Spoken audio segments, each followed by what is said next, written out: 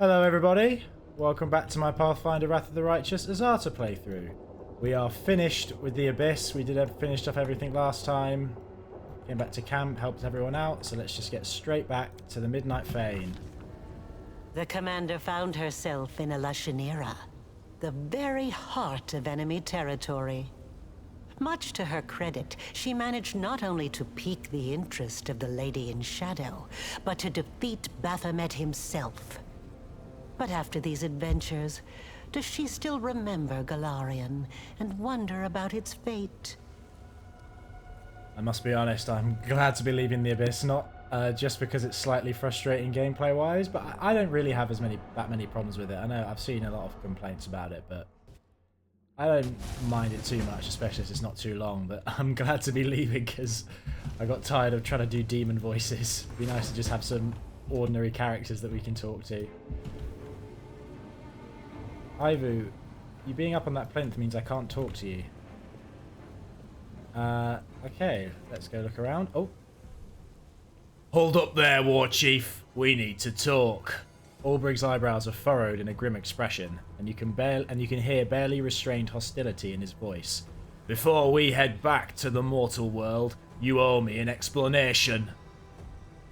First of all, calm down. Oh, I'm calm, all right. Calmer than a turtle snoozing in the sunshine. I'm not even gonna rip your head off, though gods know I've got a damn strong urge to.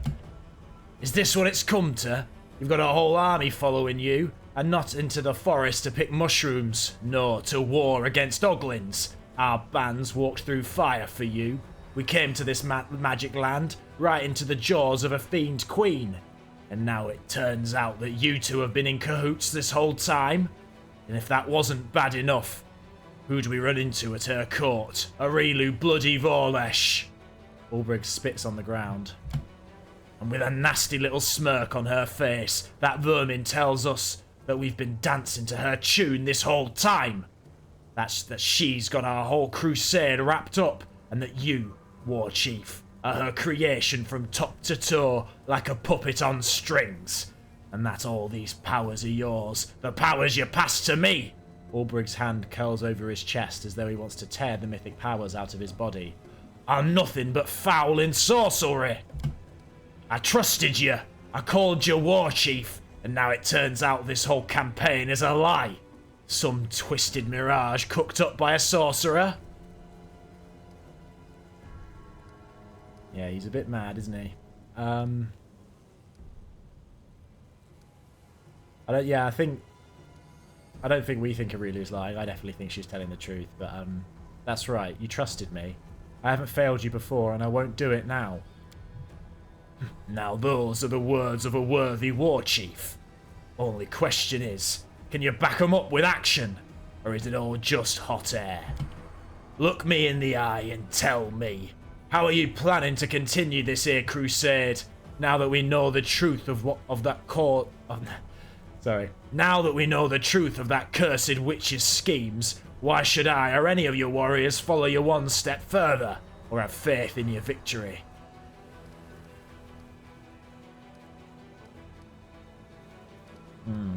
Winning the war is my destiny. This army is built on trust.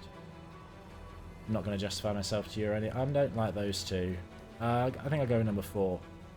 I've led you to one victory after another since you've joined me. Yes, what Aurelu said is a heavy blow, but under my leadership we've suffered worse and survived. Another person would be left reeling by this news, but not you. Ulbrig tilts his head in thought. Nothing else for it. I trust you. Forgive me for what I said, War Chief. Fair spells and tricksy and sorcery be damned. I'll be behind you to the very end. He lays his hand on his heart and bows his head. It's okay, Ulbrig. You're fair enough having a problem. So it looks like everyone's set up camp here in the Midnight Fane as we try to find a way back up to Drezen. And Nenio gives you a vague look and stays silent. You're extremely quiet today. Nenio casts a frown in your direction. I'm just busy, and not busy at the same time. I feel like I have to do something, but I don't really know what. It feels like I've forgotten something. It's an odd sensation. She sinks back into her rumination. Urushale, got anything to say? We're back on Galarian again. Will Desna keep you safe now? No. Her gift did not come back to me. She is not going to rescue me from danger anymore. But I'm not afraid. I'm no longer alone. I have allies who won't let me die. I have friends now. I have to go. I'll be watching you. Darren? No? Right, so there's something I've been made aware of that I'm just going to do quickly before we do anything else. But to save you from watching it all, because it takes a bit of... I want to explain what I'm going to do. So there's a puzzle that opens a tunnel in this floor bit here. And to do it, you need to have the right combination of these switches, open or closed. Basically, the ones that you need to have open are the ones that have this mark on them here.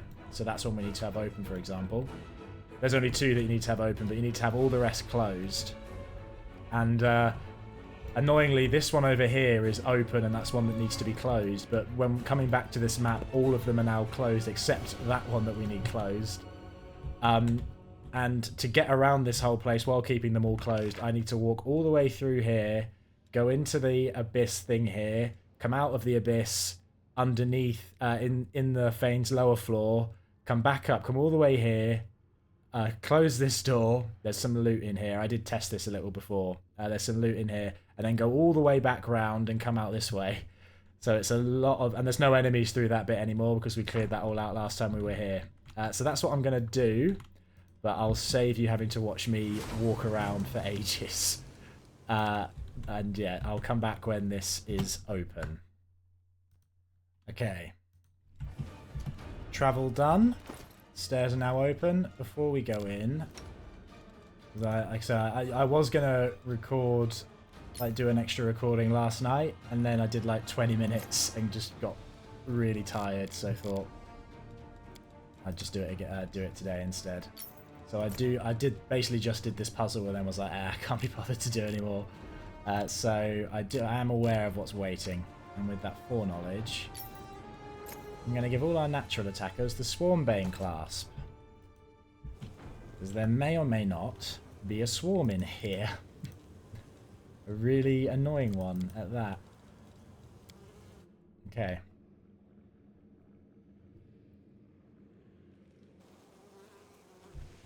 Well, the swarm doesn't start in here.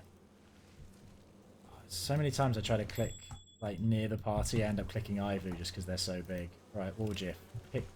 Lockpick this. Great. Can we retreat already? And there's that swarm. So the main thing we want in here is the Manual of Bodily Health, which is the +2 inherent bonus to Constitution tome.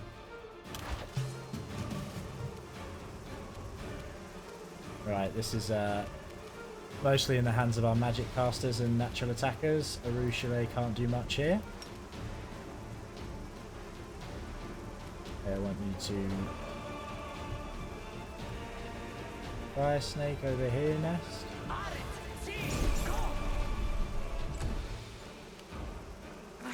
And annoyingly, these guys have an effect where they can confuse people.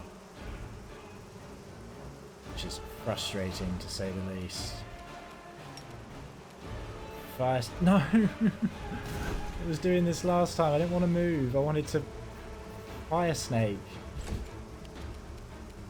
Okay, our natural attacker should be able to do fine though. Perfect.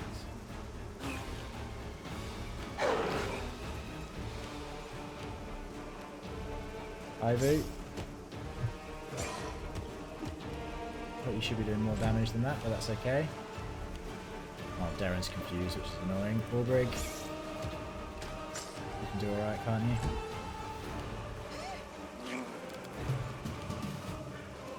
Lay off Ember.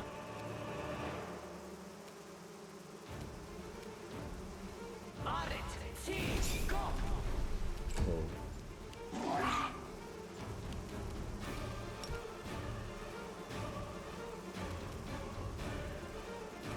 We run over here. I'm going to fire snake as many as possible in one hit. Ideally do more damage than that, but better than nothing.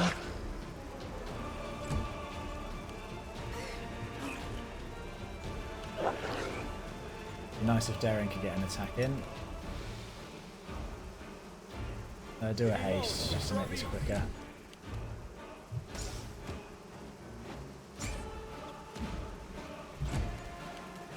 Thank you, Darren. You've got an attack. Darren's got Firestorm, which is very useful in this room. Okay, one's dead. Perfect. Don't attack Walljif. I know you're confused, but it's no excuse.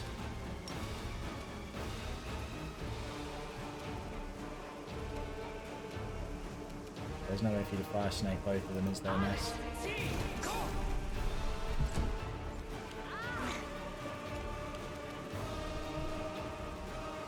Ember, move over here. Try Hellfire Ray. I don't think there's a way you can fire snake both of them. Can do much better.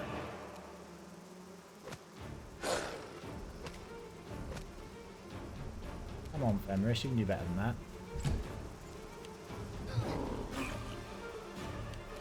Oh, there's actually two here. That's good to know. You can't really do any damage anyway, Walljif. Perfect. One down, do another Firestorm. Thanks, Darren. No, let's not sleep on the extra attacks and damage with Fulbrig. Death from above should be useful. Yeah, that's perfect.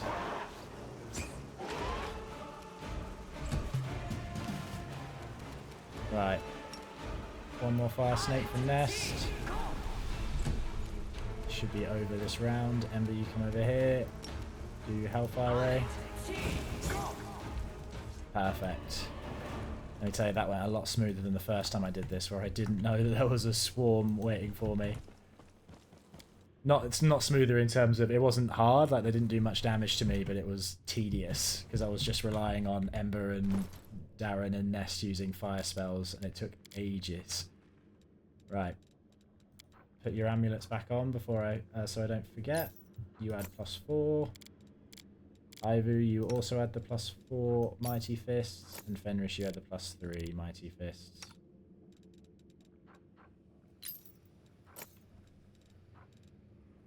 Perfect. Right, we've got that then. So we need to find another way out of here, seeing as there's been a cave-in at the entrance. I'm going to presume that the way out is this barred door. The one that's got the magical barrier up here. Feels like the only logical option, really. There you go. Find a way to Drezen.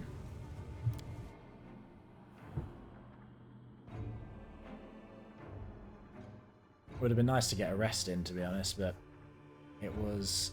I tried doing a rest when I did this. It seems like that area, the Midnight Fane area, is not set up to rest in properly, because it kind of went weird. We got attacked even though it should be a home base. And because it was counting as a home base, Nest was on her own trying to fix it. Okay, everybody heal.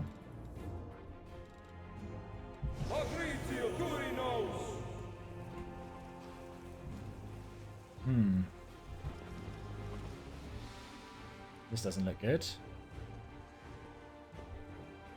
What are you doing, mate?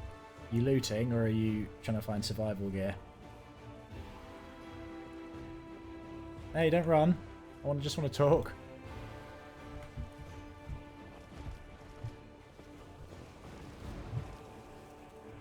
Okay, you ran outside. I'm not going to tell you off for looting if things are dire, but yeah, it doesn't look like things are good. There's a lot of bodies. What have you done in my absence, Queen Galfrey? Have you just messed everything up?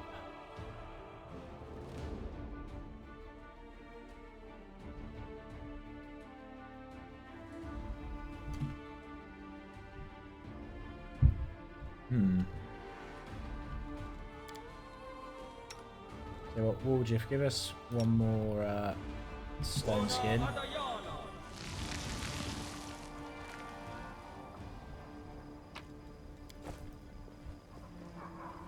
Is it falling on us to retake Drezen again? That's what it looks like. Oh, well, there you go.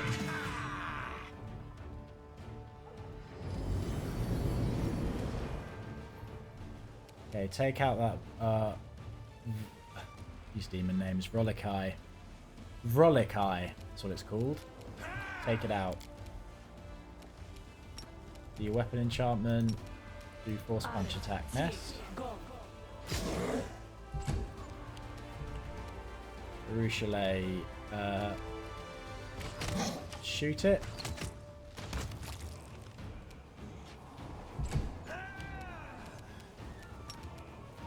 Fenris, give him a check. Oh, wow. I'm all on board for one-hit kills from you, Fenris. That's fine.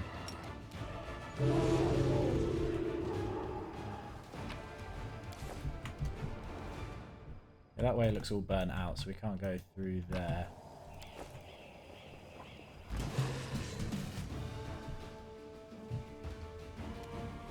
More demons in the graveyard. I will.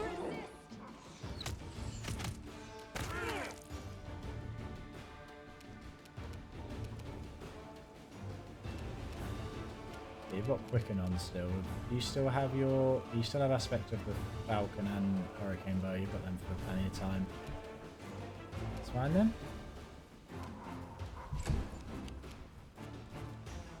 Gorgiev, give us haste.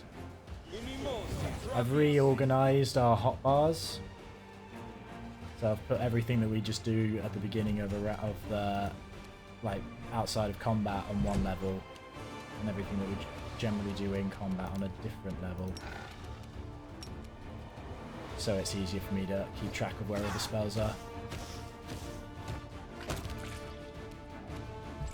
Good one, Ulbrig. Nest, do vampire touch attack. Hope this retaking of Drezen isn't as long as the first time we had to take Drezen.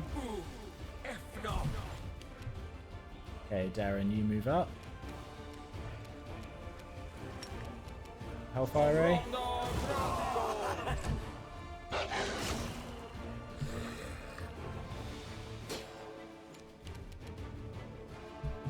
Okay, Ember, you come here. I wonder if the Sword of Valor is still active, or did they destroy it or something?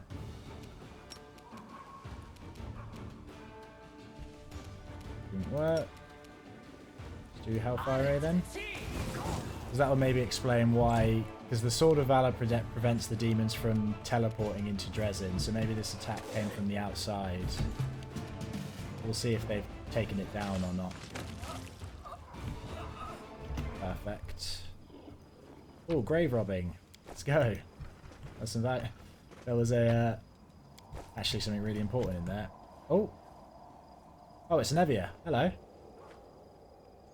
A slight figure slinks out of the shadows. Hold it! State your names and my archers will shoot you where you stand. The voice is familiar. You don't even have to guess. Anevia, it's you. Commander! Anevia visibly fights her desire to pull you into a hug. Ha!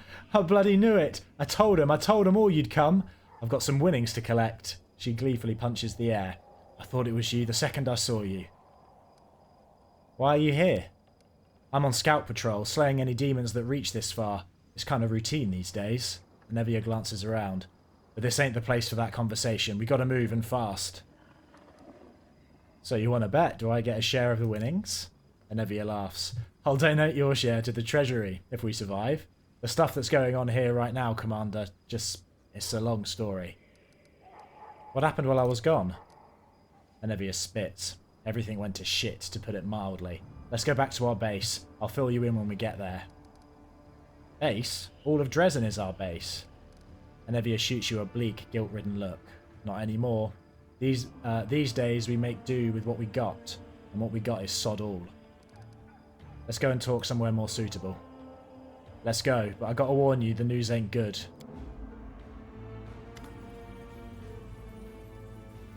Anevia waves a hand in the direction of the camp. There you have it, Commander. Our temporary camp. It's embarrassing to have to show you how things have turned out, But now we're going to do something about it. What happened to Drezen while I was gone? Oh, I should have gone for the good option. Anevia folds her arms. Things were quiet at first. You know, as quiet as they were when you were here. I mean, the Queen took hold of the reins, but she wasn't going to go against your wishes. So she kind of left everything as it was. She just told everybody to hold on, that you'd be back soon. Anevia sighs. Things carried on like that for 6 months.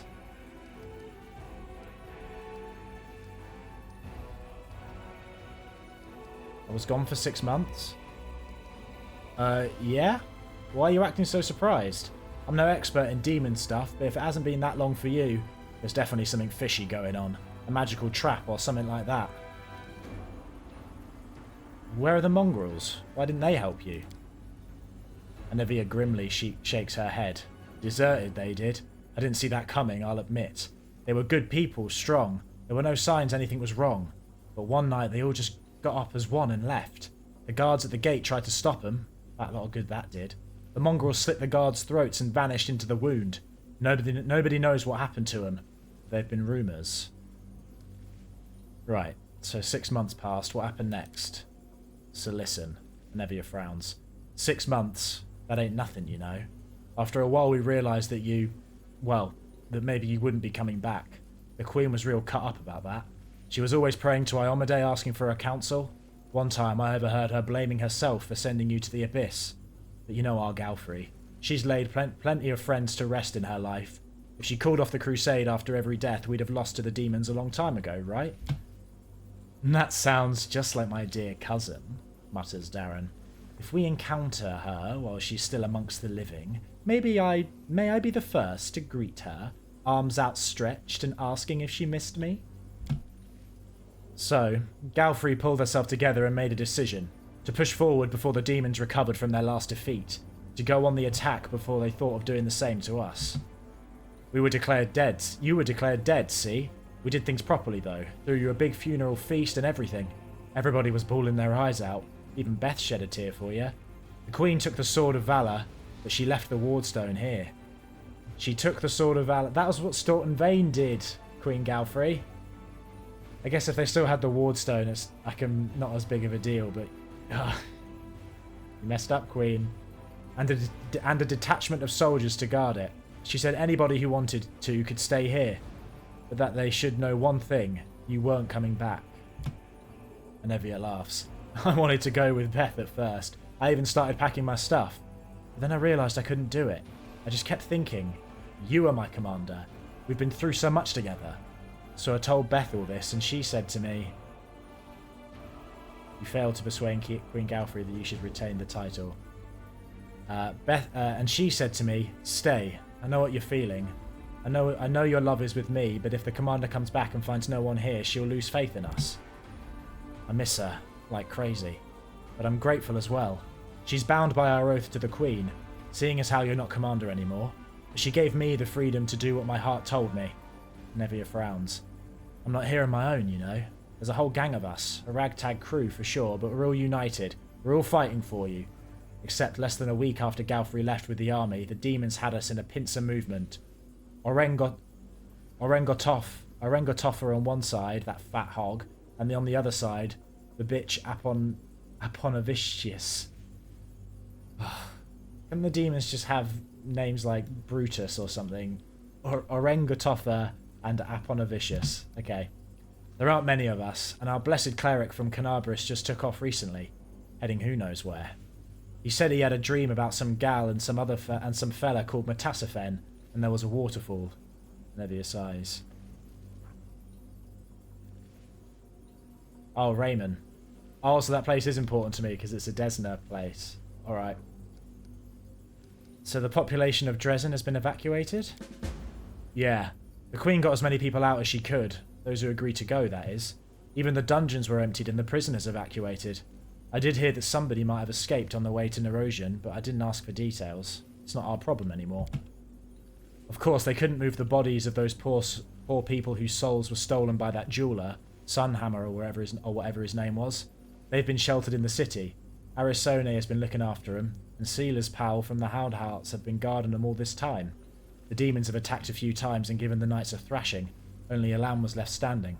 But none of the victims came to any harm. By Desna, I hope their souls are found, so all this wouldn't have been for nothing. Where did the Queen go? Has there been any word of her?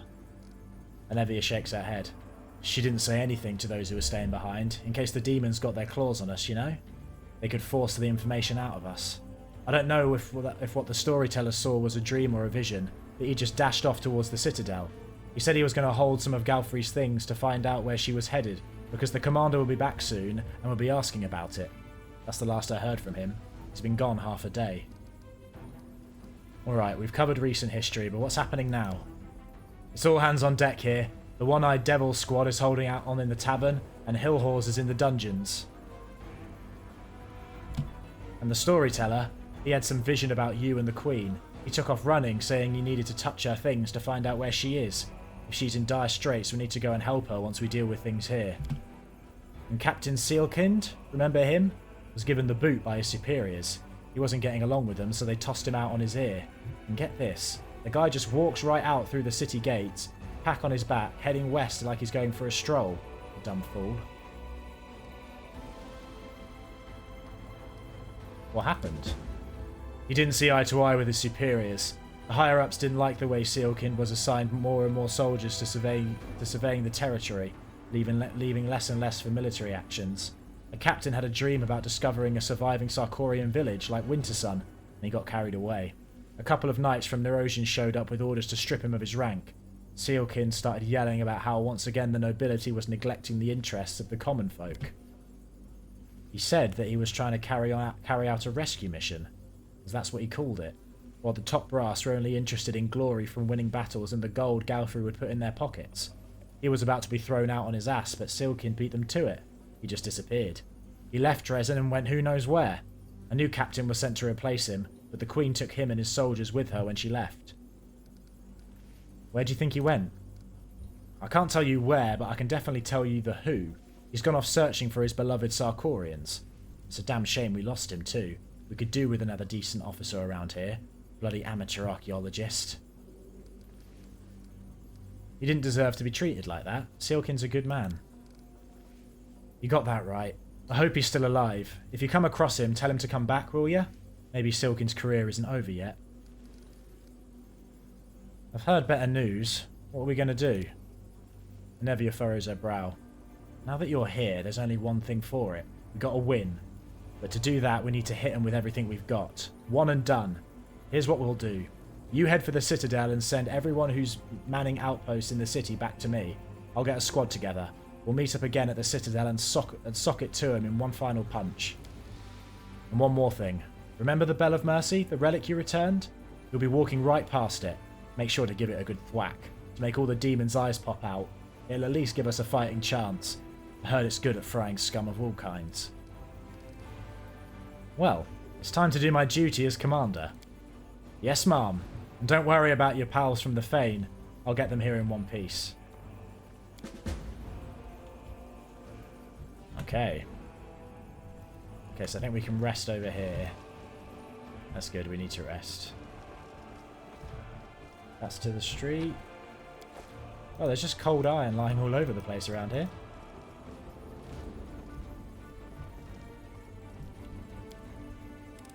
Found cold iron in the grave as well. Okay. That's an Abyssal Corruption Cleanser. We might as well have some Abyssal Corruption before we use that. Supplies here are insufficient for a short rest. Would you like to rest now? Also, are sufficient for a short rest. Would you like to rest now? Yes. Yes, I would. Okay, we're going to take a break for a day. Before we do all that stuff. Yeah, keep the monster casserole on.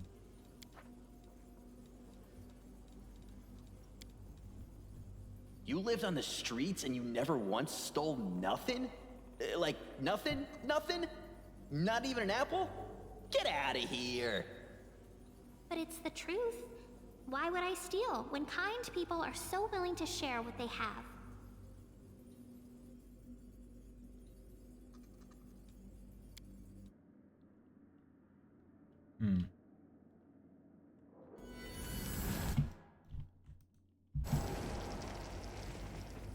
Okay, now we can go out fully and properly buffed.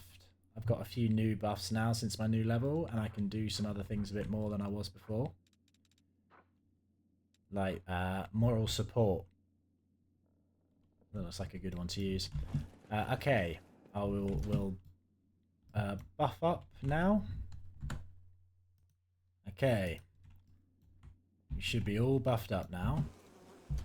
Got lots of buffs active, including our new Azata ones, like Moral Support, Deadly Beauty. I'm ready for this. Annoyingly, Soot is restless. I gave Ember wonder Heroic why. Invocation because I wanted her to have it. And then, turns out Darren gets that for free. It's just part of his normal level up progression. So that was a bit of a waste, but that's okay.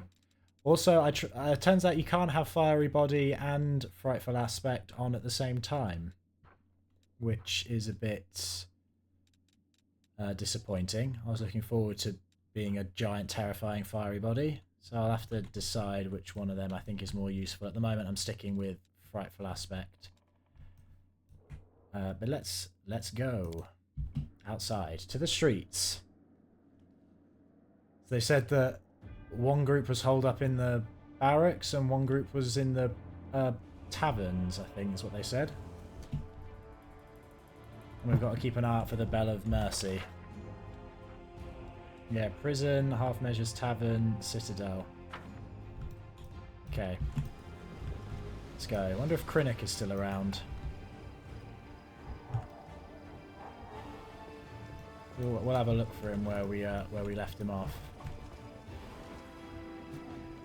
Look, it's the commander. She's back. Now we're sure to hold Drezen. Well, don't just run off. Okay, good thing we followed them. I don't want you guys to get killed. We'll do everything we can to keep you alive, guys. Do your weapon enchantment nest.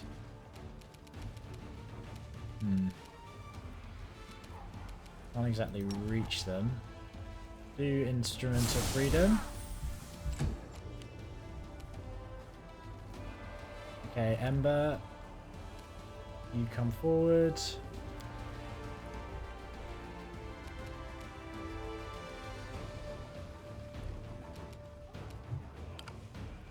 Why is this unavailable? Yeah, should have level 8 Phantasmal Killer.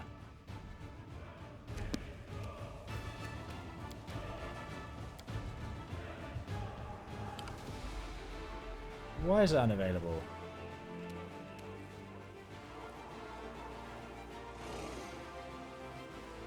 I don't really understand the problem there.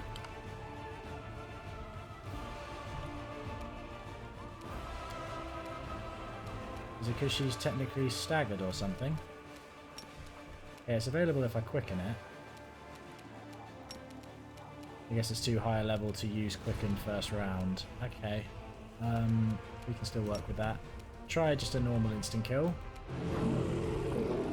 Well, that actually worked. Got lucky there. And just do Hellfire Ray. Well done, Ember.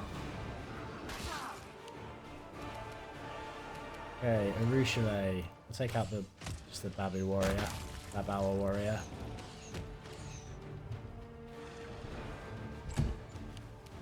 Ulbrig, turn on your Griffin aspect. The claws are already active. Death from above.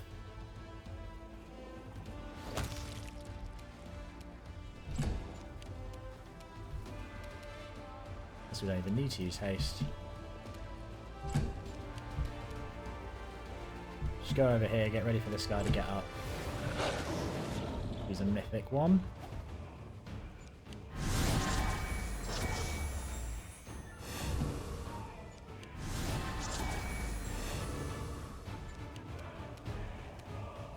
Yeah, Darren, you just go attack. You too, Ivu.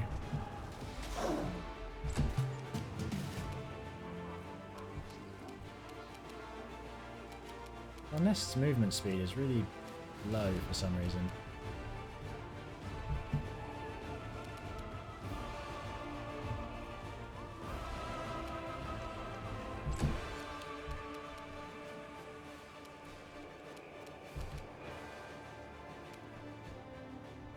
No need to waste a Phantasmal Killer. This thing's gonna die anyway. Finish the job, Arushale. Thank you.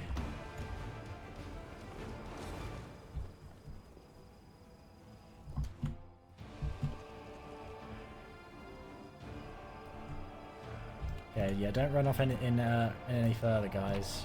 You'll get yourself killed. We're going for minimal Crusader casualties if we can. Oh. Oh, there's the Bell of Mercy. Cool.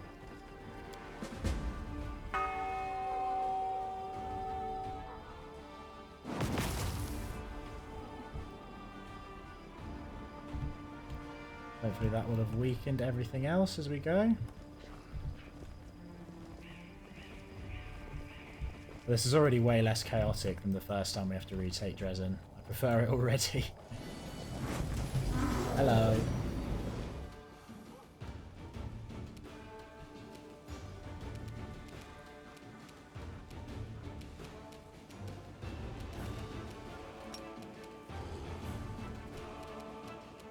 Yeah, just Instrument of Freedom. I like that they're scared.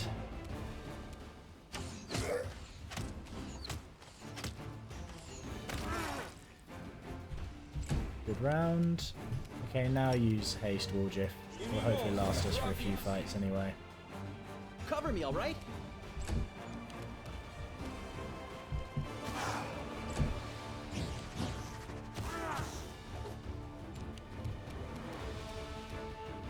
Ember, Hellfire Ray, quickened, thank you. Do a Fire Snake as well. I didn't do anything. Oh, pointlessly skipped a turn. Who did you just exhaust? Did you exhaust Warjiff? You didn't exhaust anybody.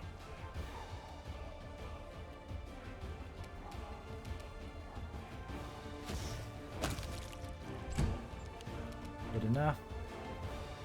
Thank you for amusing me.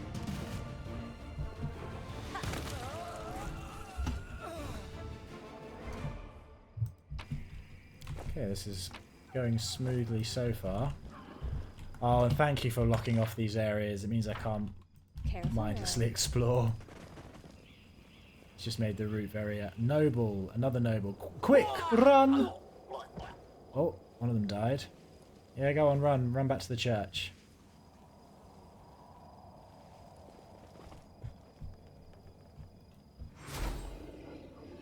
Who's coming out of the shadows? Get ready to pay for your sins. I am Staunton Vane. What are you saying? I have risen from the grave to exact my revenge on everyone who brought me to ruin. I guess this is a consequence for us burying him rather than destroying the body. Oh well. We can still take him. We killed you when you were alive, Staunton. I don't think as a one hit did it. The dead dwarf, still shackled in decaying armor, is writhing on the ground. I've lost again, but that won't save you. I rose to claim my vengeance once. I will rise again. I must kill her. That monster. She's to blame for all the suffering I've endured. Staunton? I never thought I'd see you again. I could not stay in my grave, so I rose to reap a harvest of blood, and I did. I have killed many, crusaders and demons, and I will kill again. You think you can destroy me? I am vengeance. I am retribution. Who did you want to exact your revenge on? Is it Monargo? The dead man answers fervently, with a spark of insanity in his voice. On her, the temptress, the deceptress who is the reason for all my suffering. Monargo is her name, and I have vowed to shed her blood. And on you, my murderer, and on the crusaders who treated me like an animal. On everyone, on the whole world for turning my life into endless agony. How did you come back to life without a necromancer's help? The dead man's voice burns with malice. My hatred raised me from the grave. I was treated unjustly, and I intend to repay everyone who had a hand in it. I was an honorable knight, but you, all of you, dragged my name through the mud. You will pay. You will pay dearly for what you've done. It's time to decide your fate. The dead man nods wearily. I have suffered for far too long. Now I stand ready to accept your sentence. We're not going to send him after Minago. We didn't spare her just so that Staunton could come and could hunt her down. Set the undead on fire. That's the good option. Yeah, we'll go for that one. Set the undead on fire. I'll cleanse you of the corruption that has possessed you. Farewell. Flames consume the screaming dead man in an instant. The dwarf utters a blood-curdling shriek. I curse you! I curse you! You and everyone you hold dear, die suffering! I, Staunton Vane, hate and curse you all! Staunton, buddy. You're embarrassing yourself. Just stay in the grave. Oh, more loot. Nice. Even more loot. Nice, nice. Right, we need to go to the dungeons and the half measures. They've got the barricade set up. Oh, I love all the... There's so many corpses around. Hello, noble. Holy Iomadae, do not forsake Drezen in our hour of strife. Let's go to the tavern first.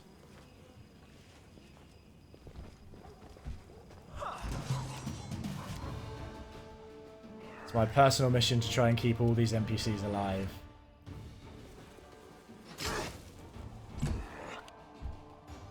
We still have Swift, so that's nice. Have you or zap you? Why not both?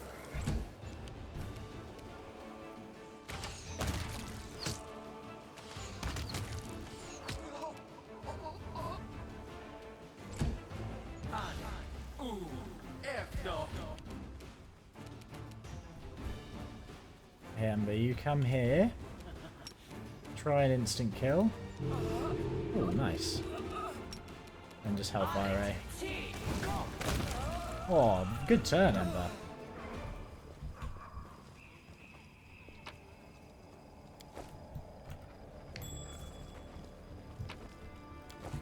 That's easy. Now Drezen's in a panic. This is the perfect time to rob everything.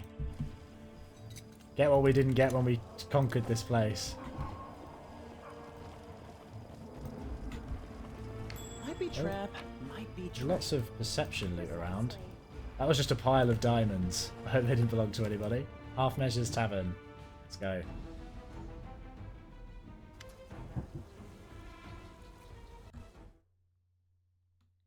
Oh, that was who she meant by One-Eyed Devil. It's the trader tiefling.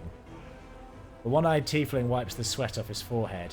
Don't be scared, lads. We'll get through this. The walls are sturdy here. The reinforcements will come, you'll see. He notices you and freezes, opening and closing his mouth silently like a fish.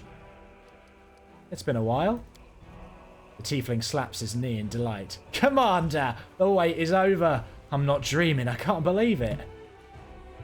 Fee gives you a friendly wave. Commander, so good to see you. We had a grand old time at your funeral feast. And we'll have an even better time at your homecoming party. Later, of course, after we fight off this scum. Yaker, oh, the Hell Knight Yaker's here as well. Yaker nods at you. Commander, I'm glad to see you.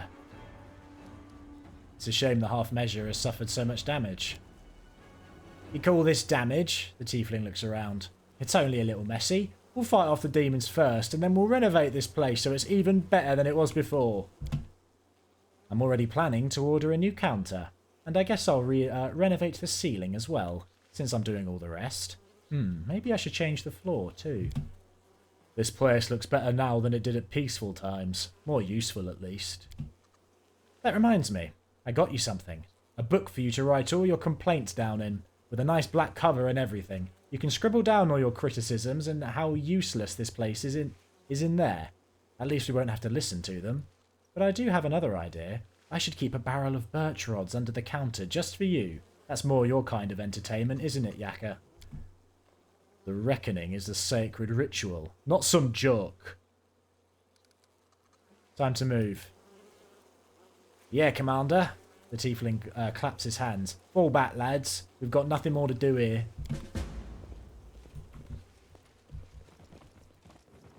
Too much time was spent in the tavern. It's possible. Oh, I didn't realise it was one or the other. Oh, I don't really care about Hillhor anyway.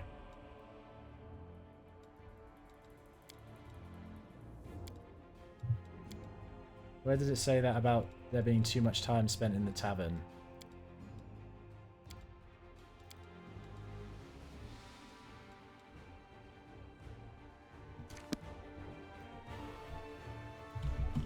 I can't remember what quest that was. Always watch your back. It's alright, Hillhor, we're coming. I doubt you'll die because we need to apparently... Was it the Spinner of Nightmares? Yeah, we still have quests to do with you.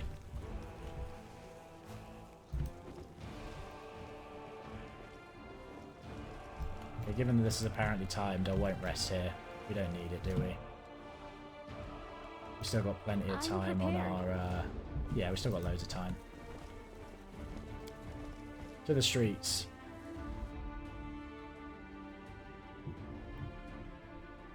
Yeah, didn't realise it was one or the other, but I don't really care that much about Hillhor. I mean, to be fair, I wasn't too invested in that group of people either, but... Oh well, we'll see how they're faring.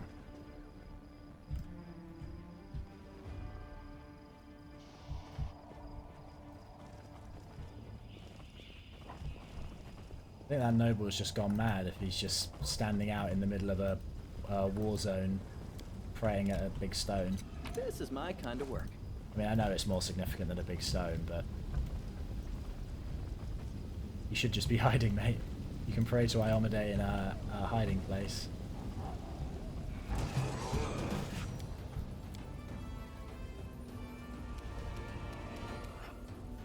Okay, more people to keep alive.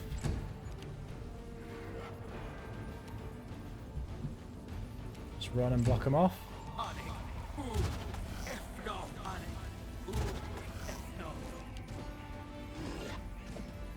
Yeah, they're doing level drains on those guys. That's a nice waste of their time. Ruchelet, shoot them. Perfect. You get 2 kills? No. Left from above, Albrig.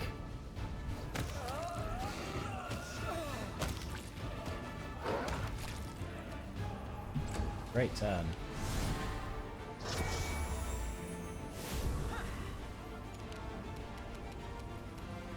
Ember, can you finish this with an instant kill? You can. Brilliant.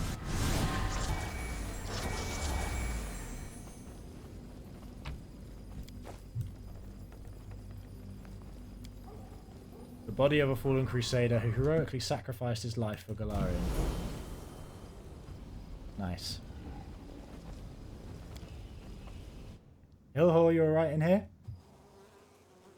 I have information about the Spinner of Nightmares. Hillhor the Pathfinder salutes you.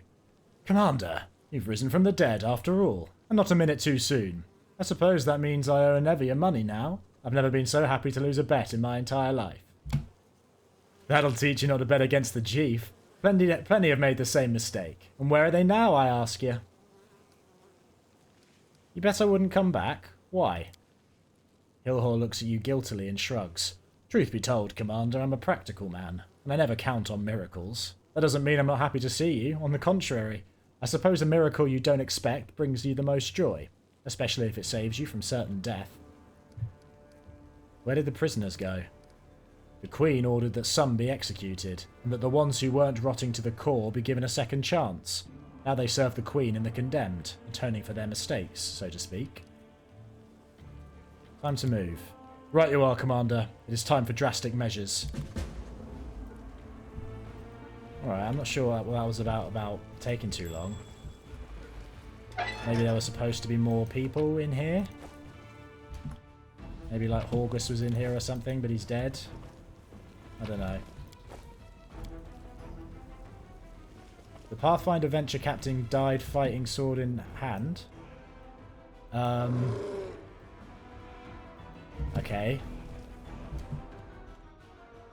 No, we didn't. We just saw him. Is that a bug that's worked out in my favour? Yeah, it looks like he was meant to be dead, but then he just wasn't. Careful now. Well, don't look a gift bug in the mouth. If it works in your favour, just take it. It pays back for all the bugs that work against you. Speaking of bugs that work against you, I had a really annoying one with Ulbrig, where I really wanted to give him... We found the tome of inherent strength, and I wanted to give that to Ulbrig, but unless maybe 40 is the max value you can have on an ability score, but it just didn't work. I would use it, the book would vanish, and it wouldn't change anything about him, so I gave it to Arushale in the end, because strength is somewhat helpful for her damage too. My only theory is that there's a cap on how high an ability score can be. I wonder how the game will play out now then. If there was only meant to be one of the two groups that you can save, but we got both, how will that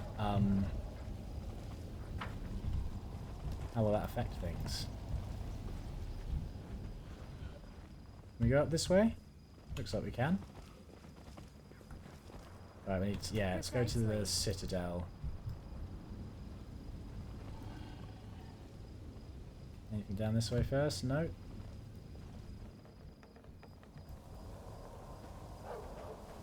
Oh, our garden's been walled off.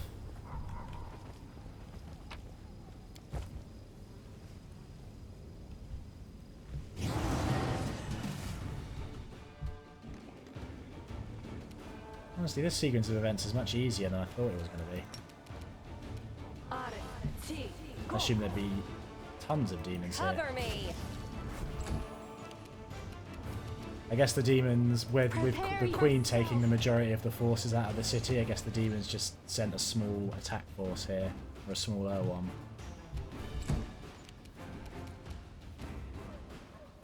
Out of my sight. Thank you, Darren. Okay, Ember, you move forward.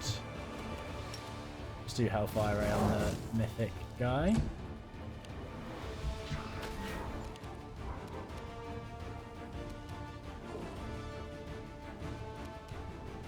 We do haste so it hits everybody. Yep. Nice. Knock him over, Fenris. Thank you. Well done. That's what we like to see.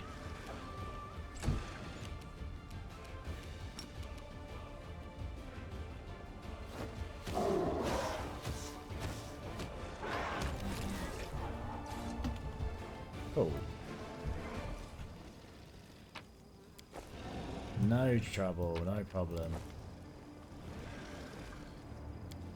Take the lock. Right, let's go up to the Citadel.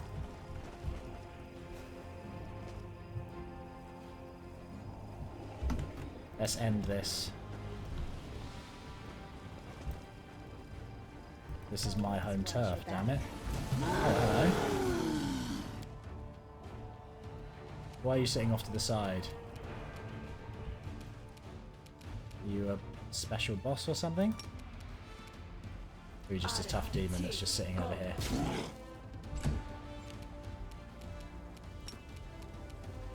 Can't be that special. Yeah, no. You die that easily.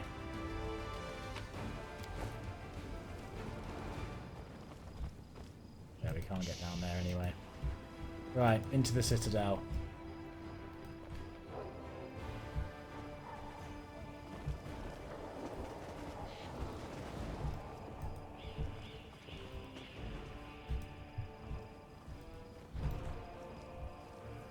I'm a bit concerned about that. If the game thinks that Hillhall's supposed to be dead, or if it's only programmed for only one of those two groups being alive, how is it going to handle them both being alive? Right, who's in my digs? This is my office. Storyteller, hello. The storyteller turns to you calmly.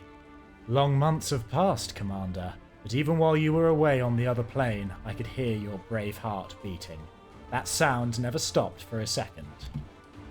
Finian laughs. You're a lively one, Grandpa Elf. Always finding yourself in the most dangerous spots, but I'm still glad to see you, although you'd be safer tucked up by a fire somewhere.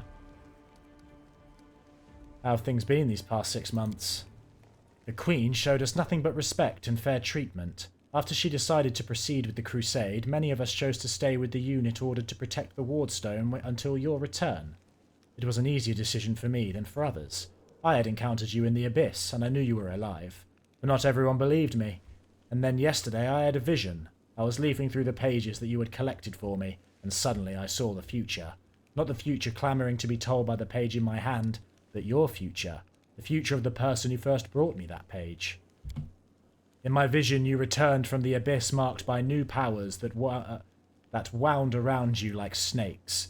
Your voice made the earth tremble. People and demons dropped to their knees, and Iomadae herself extended you a helping hand. But the only thing you were concerned with was the whereabouts of the banner that Queen Galfrey had taken with her. The storyteller shakes his head. I know what I saw is difficult to believe, but I am in the habit of trusting my visions, so I hurried to the Citadel to lay my hands on some of the Queen Galfrey's possessions and to try to discern where she went and where your banner is now. Do you know where the Queen went? It wasn't easy. I see the Queen's future and her past as if looking through shattered glass. Multiple visions come one after another, distorting the picture. The Queen is in mortal danger, and the crossroads of her fate, and every step may prove fatal. But I do not give up, and fortune smiled upon me. I touched her goblet and learned where she was leading her army. Her Majesty decided to march for Iz. A bold move, one worthy of a queen who is not accustomed to hiding. My, that was indeed a bold move for my dear cousin, no doubt about it, as bold as stepping into a volcano. When you're dealt crappy cards, you can see you're cooked anyway. The only thing left to do is to go all in. Cross your fingers and hope for the best. It's still better than sitting on your butt waiting to be killed. Unfortunately, the consequences of the rash decisions of monarchs fall upon the heads of entire nations. And what's worse, they fall upon our heads, because we shall have to clean up the mess afterwards. Iz, the place sounds familiar. Can you remind me of the details? Oh, Iz, the city that hangs over the Abyss. It once was the citadel of legendary rulers, the capital of Sarkoris, but now demons are tearing it apart, making a mockery of its former glory. 2/3 of its magnificent streets and proud towers have collapsed into the world wound, but the city still holds on, just as Sarkoris holds on, defeated but refusing to die. 2 arms, it's time for the final battle for Drezen. The storyteller nods. Yes, your arrival has changed everything. Attacked by 2 armies, we felt like a dilapidated palisade on the verge of being swept away by a giant wave. But with your return, we have become an indestructible wall that will withstand any blow. There's one more thing. The storyteller pauses for a while. In the shattered fragments that formed her fate, I can sense your presence, and I am convinced that the Queen could sense it too. No one can say what your next encounter will lead to, but there is one thing I know for certain. Queen Galfrey's fate and yours are tightly intertwined. Perhaps that is what made the Queen write this letter to you. After I touched her goblet, I saw her hiding it in a secret compartment in the wall, and I managed to find it. I do not know what it says, but I can sense the emotions that were tearing the Queen apart while she wrote it. Queen Galfrey's farewell letter. The storyteller ponders for a moment. I think I will be able to tell you about the feeling she was experiencing in that moment. If you wish, you can come to me later, when everything has settled down, and bring this letter with you. We will look into the past of this item together.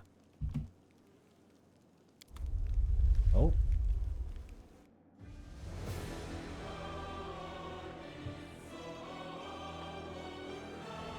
the mythic music. I love this track.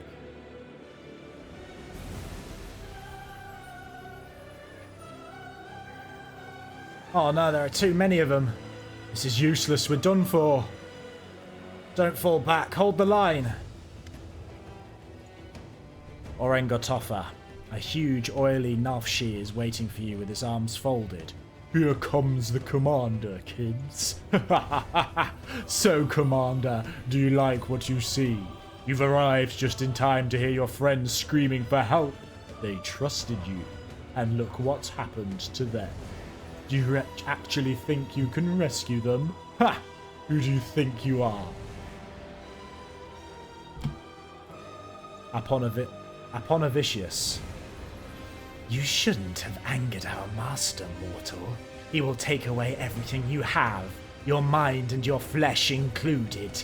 You belong to him now.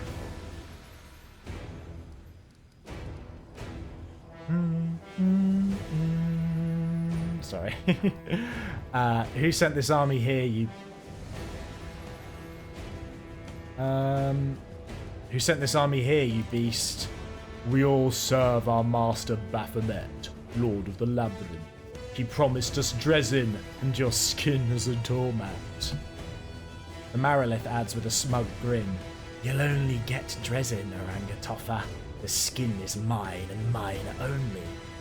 She will look splendid in my chambers in the ineluctable prison. I'll do what that idiot Minago failed to accomplish. I'll destroy the wardstone as you watch, little commander, and then I'll admire the despair frozen on your face forever.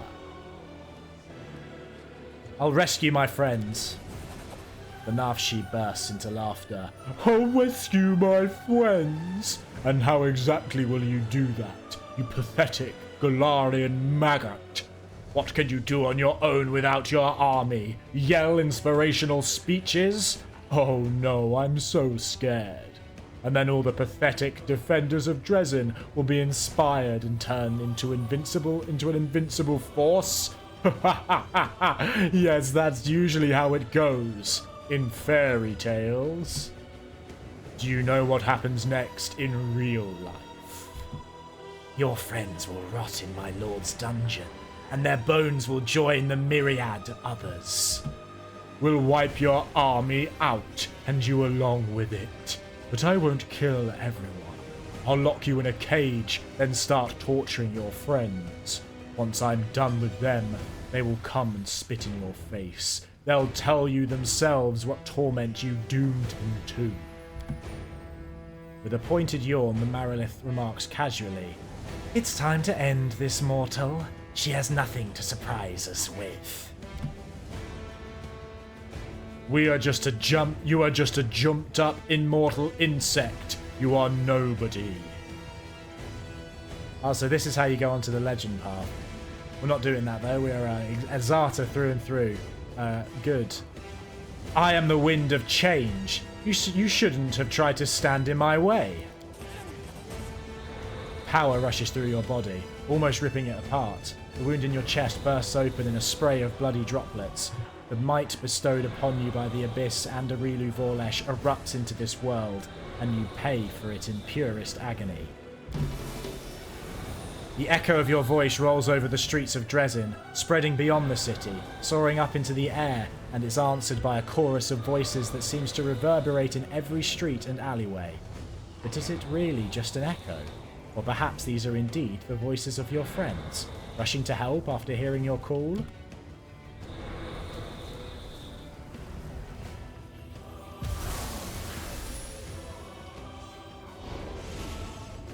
Oh, our free Crusaders are showing up. Yay!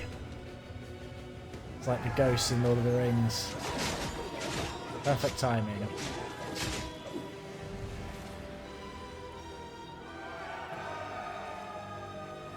Oh, we don't even have to fight them. Oh, there's a rainbow and everything.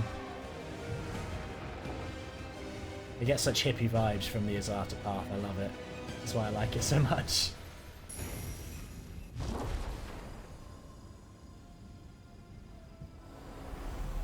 Oh? Is this Iomadae?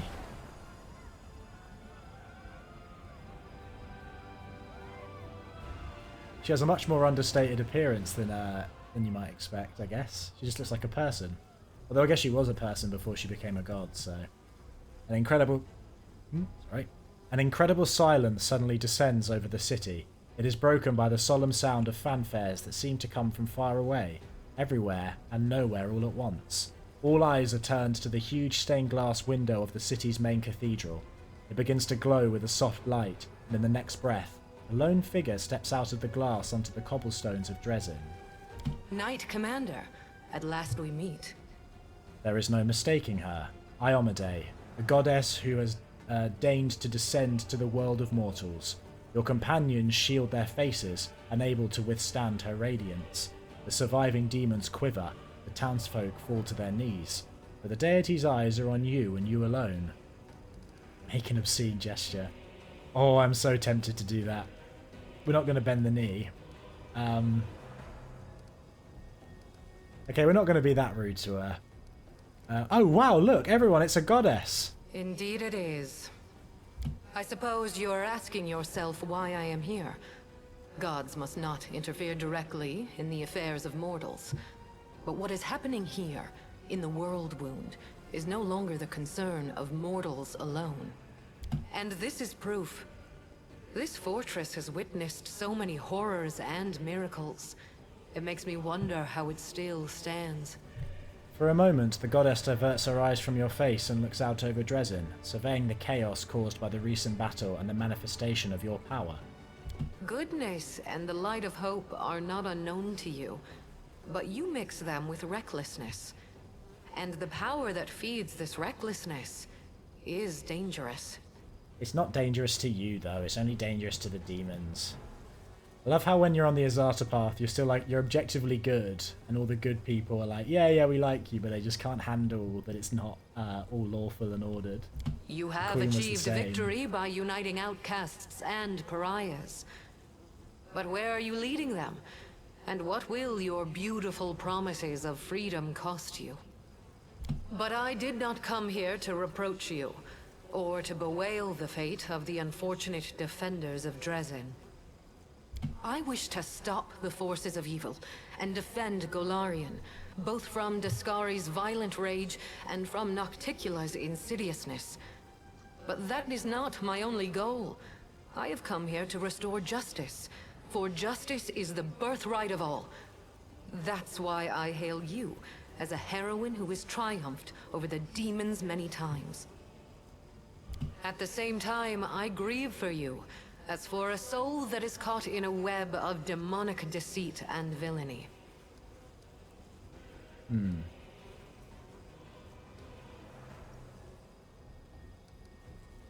I've achieved more in my crusade than all the other crusaders achieved in 100 years, so if you think you're going to criticize me for using my power, think again. I don't think she's really criticizing us. She's expressing concern, but she's being nicer than Queen Galfrey was anyway. Maybe I did acquire my powers from a dubious source, but I follow my own path. You may think so, but alas, this is not true. It can be, however, if you accept my help. In that moment, when my poor herald was being torn apart by monsters, he found the strength to send me a message about what he had learned in the Abyss. You were in Alushanira, where you spoke with the Lady in Shadow and the Architect of the World Wound. They confessed what they had done to you, but they did not reveal the whole truth. Both you and this unfortunate world will have to pay dearly for the power that they so generously bestowed upon you. But all is not yet lost. That is why I have come.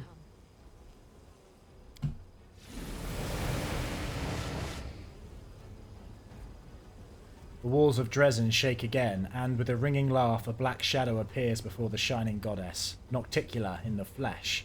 Standing beside her is Arulu Vorlesh, who stares at the goddess with ice-cold rage in her eyes. Who here has been taking my name in vain?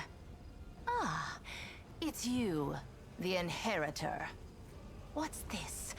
Our worst fears have come to pass. The gods are flocking to Galarian. This merry little tinderbox could ignite at any moment, reducing the material plane to dust. The succubus makes Iomadae's title sound like an elegant insult. I did not come here to fight. Oh, really? I didn't realize you were good for anything else. Forgive me, that was unfair of me. Judging by your successes over the last 100 years, fighting is not your forte. After all, the wound is still there, as far as I know. So why are you here? If you have come to meddle in my affairs, don't expect me simply to stand aside. Oh, they're really just a lot of bad blood there, I guess. I like this insult battle. Let's do the chaotic. I like this chaotic one. This party's really getting started now. Who will be next to arrive? Cade and Kayleen, perhaps? The two of us will be more than enough. Listen to what I have to tell you. If she wishes to be present for this conversation, so much the better. Do you hear me, Nocticular? You and your servant are under no obligation to leave. I have come here to shed the light of truth. Let us see if you both can withstand its merciless radiance. I cannot change the flow of mortal history by force. After all, the world wound is their doing, although committed at the behest of the Abyss. But sometimes force is unnecessary, and truthful words are all it takes. The goddess who was mortal not so long ago is eager to judge us for our sins now. My sin, to be precise. What lies behind your eagerness, proud Iomadae? Righteous wrath? Or perhaps fear? Watch out. A simple mortal woman has learned how to grant powers to others.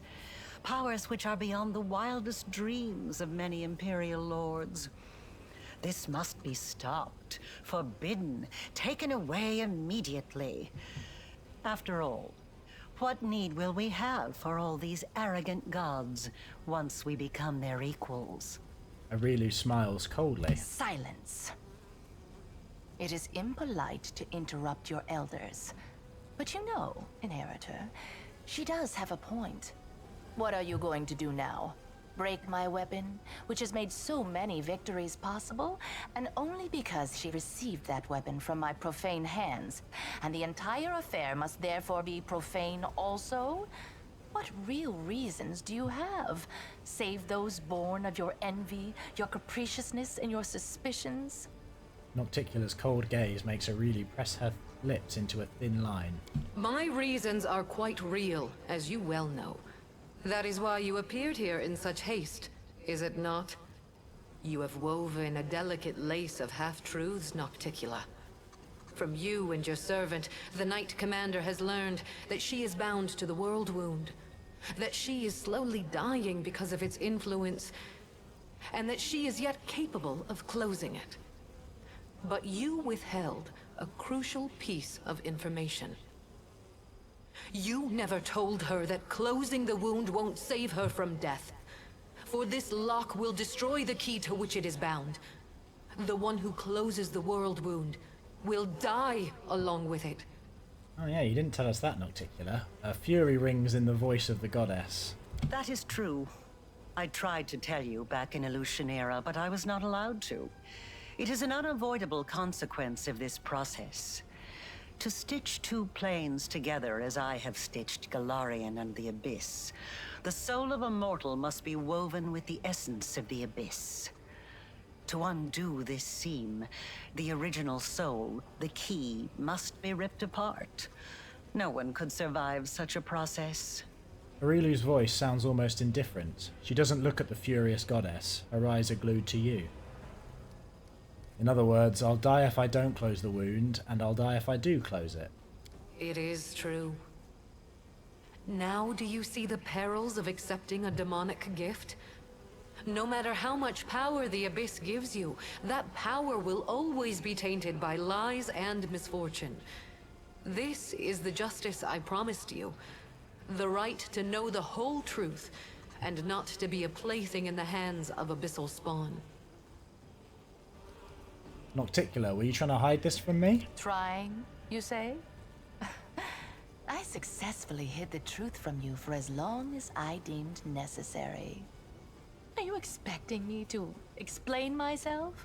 My goal is to close the world wound, not to grant you a happily ever after. What if I'm willing to sacrifice my life if it means closing the world wound? Oh, how noble. For a brief moment, I even felt some regret that we demons are incapable of such lovely feelings. You see now, Inheritor, my little protege has more nobility in her than you expected. Shame on you.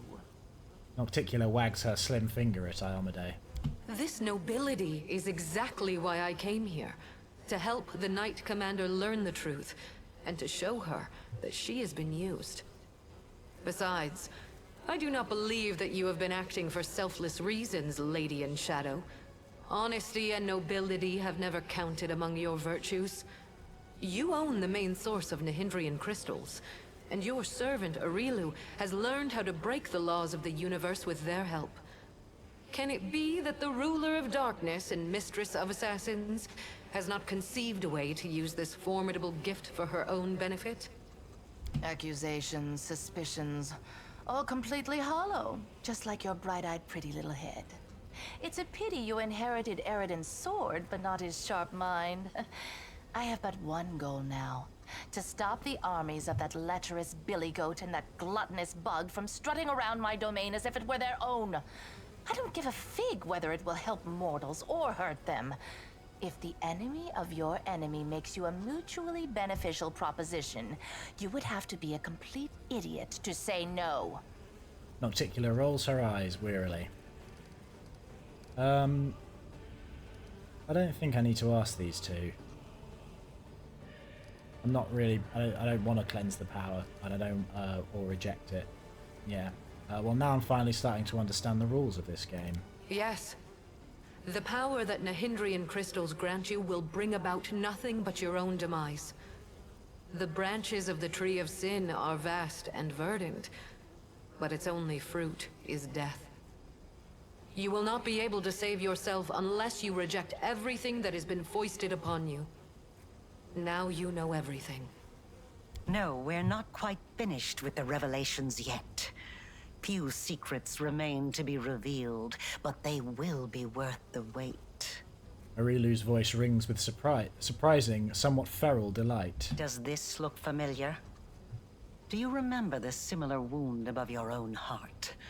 I have given you enough hints. Come on, ask me the question I have been waiting for. With the flick of the witch's wrists, something changes in her, as if a veil has fallen. One so thin that it was almost invisible, but which had clouded your vision nonetheless.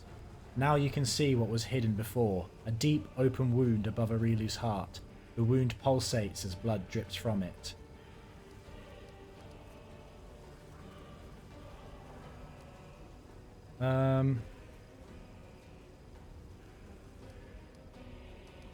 Knowledge Arcana check passed. I received my wound because of you, Arilu. Implanted the essence of the abyss in my soul when you expanded the world wound. My question is, why do you have a similar wound? Could it be because you used your own soul as a key when you first opened the world wound? That's right. And this means that the world wound actually has two keys. A smile dawns on Arilu's face, approving and triumphant. Good question. Just imagine. I have wasted so much time chasing the key to the world wound, and the key was right under my nose this whole time. Arilu, my love, come over here. Nocticular looks at Arilu with fresh eyes, predatory curiosity written on her face. Yep, she's dipped. Arilu is... she just... I mean, it was interesting when talking to Nocticular, Arilu was saying that she's only working with Discari and Baphomet for her convenience. And then Nocticular's like, yeah, and she actually works for me, though. It's like, oh, come on, Nocticular. If she's doing that to them, she's doing that to you as well. Arilu does not look like someone who has been cornered. Without a trace of fear, she gives you a faint nod and then makes a barely discernible gesture with her hand. and disappears as if she were never here. Wait! I said wait! That little bitch. I knew she would betray me sooner or later, but I never expected such an idiotic stunt. But everything seems to be falling into place quite nicely. You see, you don't have to die after all. Arilu opened the world wound, and Arilu will be the one who closes it, whether she likes it or not. Although, someone will need to catch her first, and this will require certain powers. Nocticular smiles at you sweetly. Yes, Arilu Vorlesh will pay for her crimes with her life. Her flight confirms that our suppositions were correct. But now we know that the world wound can be sealed with her blood. You have no reasons to remain indebted to the Abyss and indulge the Queen of the Succubi. Reject her gift, and secure your victory while being the person you were before Arilu Vorlesh corrupted you. Win as a mortal, and become a legend among mortals. She's talking rubbish. True, we gave you the power, but it was you who chose how to wield it. It belongs to you, and it will remain yours, so you can do whatever you want with it. But first, you must use it to close the world wound. You aren't going to catch this world's most powerful witch, and a half-demon one at that, with your bare hands, are you? Both Goddess and the Demon Lord stare at you expectantly. Before I make my decision, I want to ask Iomadae some questions. Ask, and you shall have your answers. Goddess, can you help me cleanse my soul of the influence of the Abyss? Arilu has planted a piece of the Abyss itself in your soul. The only thing that can cleanse the soul of such a taint is that same soul. But I will be near. I will show you how to root out the demonic corruption. I am not a demon, and I do not offer any simple solutions. You will have to go your own way, no matter where it leads. Wow, all these questions. Are they all going to be voiced? Be nice. You gained your own power from the Starstone. How is my power any different? My ascension was not accomplished in one day, and even the test of the Starstone was only one of its stages. I did not merely gain power. I embraced a sacred duty. Your power, on the other hand, stems not from long hours of study, not from trials. It is not the natural talent you were born with and carefully honed throughout your life. It is the result of an evil soul's deranged experiment with the blood of dead abyssal lords. Well, I guess you could argue though that all the our power increased at stages as we did more and more of the crusade, so that's kind of a test and a trial, isn't it? It's not like we were 100% power right from the get-go without having to do anything. We did loads to build our power. You imprisoned entire hosts of angels inside the wardstones. Why did you do that to them? Every one of my angels volunteered for that mission. They all knew what kind of watch they were going to keep. They knew that it would be a hard and exhausting battle, but that the lives of mortals throughout Golarion would depend on it. Alas, angels' minds can be as fragile as the minds of mortals. In less than 100 years, many wavered, and wished to break the oath they had sworn. I do not blame them. I blame myself, for allowing them to take on a burden that was too heavy for them. Did you send your herald to follow me to the Abyss, or did he go of his own free will? He acted on his own noble impulse, and I did not stop him. I also did not try to dispel his misconception about you being my chosen one. I do not lie, but both celestial beings and mortals can be mistaken. She doesn't lie, sure. She merely withholds some of the truth. For the noblest of reasons, of course. I was just about to say that exact thing, Nocticular. Do you know what happened to your herald? My herald, my loyal companion, was captured, and now demons are using him to attack Drezen. They're holding him in the Ivory Labyrinth, Baphomet's realm of the Abyss. It is a place I cannot go, not even to save my faithful friend. For doing so would start an interplanar war. Deep grief flashes across the goddess's stern face. Right now, as we speak, Baphomet's servants are torturing the hand of the Inheritor. Tormented and anguished, he reaches for you with his thoughts and his soul. I cannot tell if he sees you as a great unfulfilled hope or a last chance. But Baphomet knows well how to exploit such desperate yearning. He has turned my herald into a source of power to open temporary portals. They do not last long, but they lead from the dungeon where the hand of the Inheritor suffers, right to your doorstep. Baphomet does not need to lead his armies through the rifts. Now he can send them right here. As long as my poor herald remains in the hands of that monster, this will not stop. I cannot say if it is still possible to save him, or if putting him out of his misery is the only way. I cannot openly ask you to intervene. But if you decide to do so, you will be helping both yourself and the one who chose the martyr's path when he followed you into the abyss. If I can save the hand of the Inheritor, I will. I like him.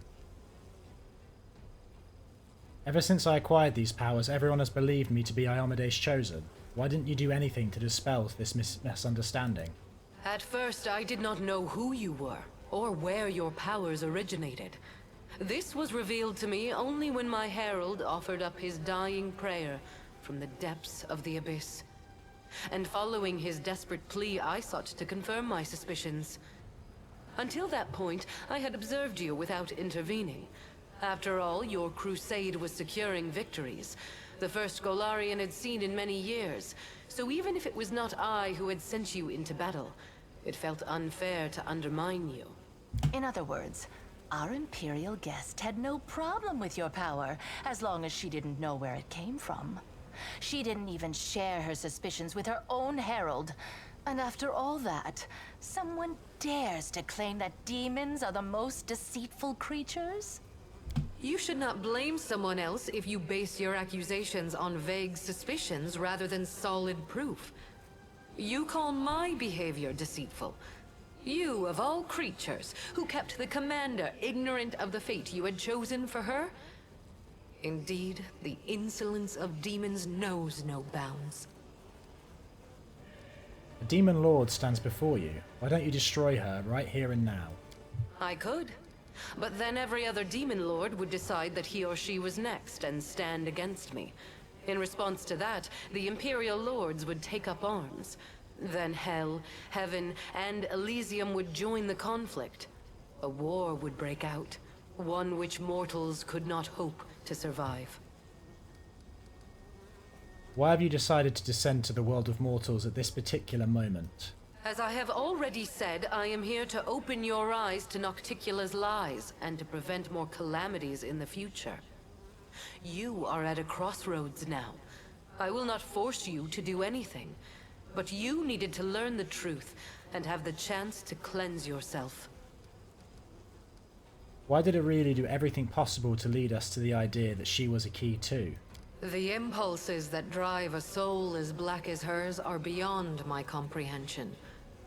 Perhaps she was startled by my arrival and decided not to bother keeping a secret that was bound to be revealed. Or perhaps she is up to some cunning scheme. Probably that one. Be on your guard. The architect of the World Wound will surely try to bring you down. For if she truly is a key, then it must mean that she will die sooner or later due to the influence of her own horrible creation. And that means that sacrificing you is her only chance of survival. See, I don't know about that. Well, I think that, that's true, but I don't think she wants to sacrifice us.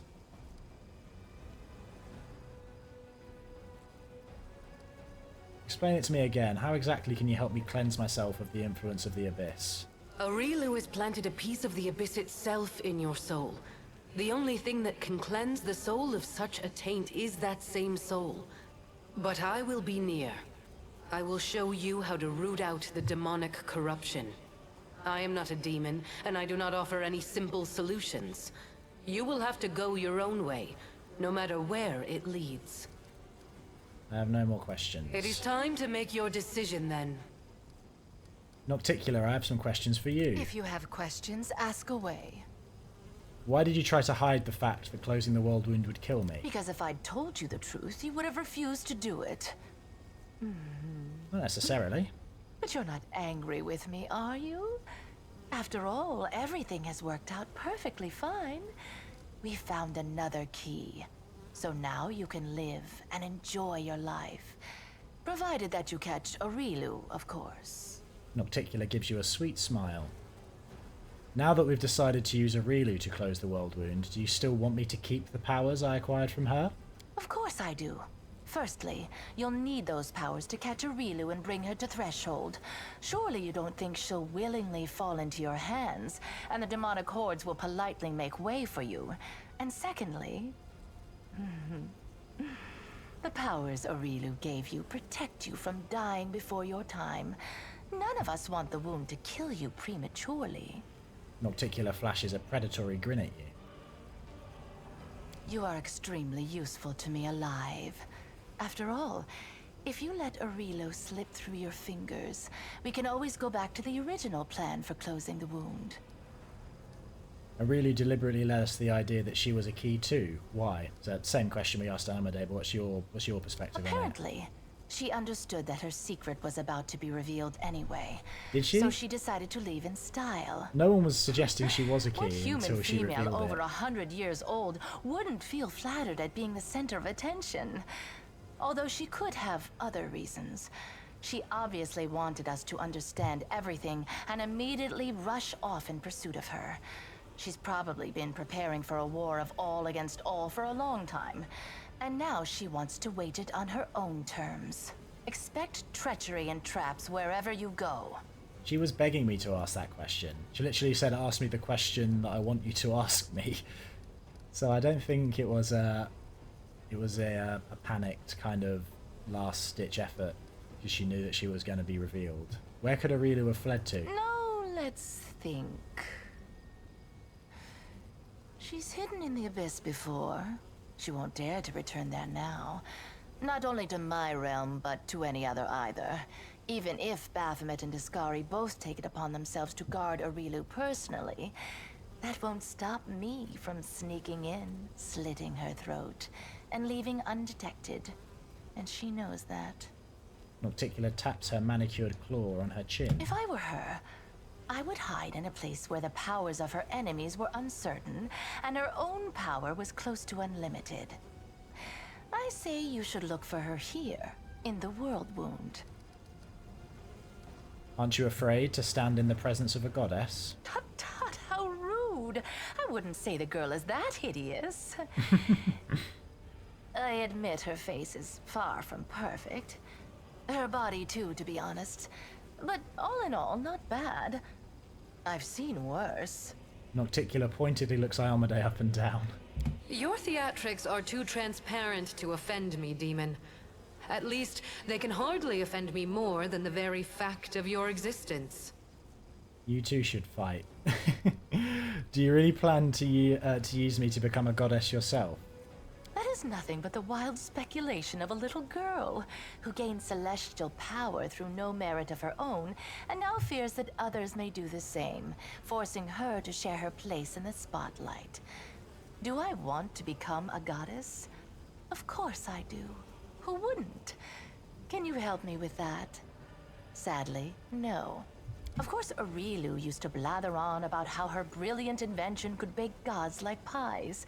But between you and me, the cleverer the inventor, the larger their ego becomes. So far, she hasn't managed to create anything stronger than you. And no offense, but you're no match for any deity. Okay, Very I have well. no more questions. It's time for you to make your decision then. Nope, not yet. I want to ask my companions for advice. What do you all think about this? Perhaps your power came from the abyss, but your beautiful soul has cleansed it of all evil. Don't reject this power, for you have already proved that you are worthy of it. I agree, Arushale. Being around you is so much fun. The whole world is ablaze. War is raging, but even those who are on the verge of dying smile when they see you. This power is good. Perhaps it was evil before, but you have made it good. Don't throw it away.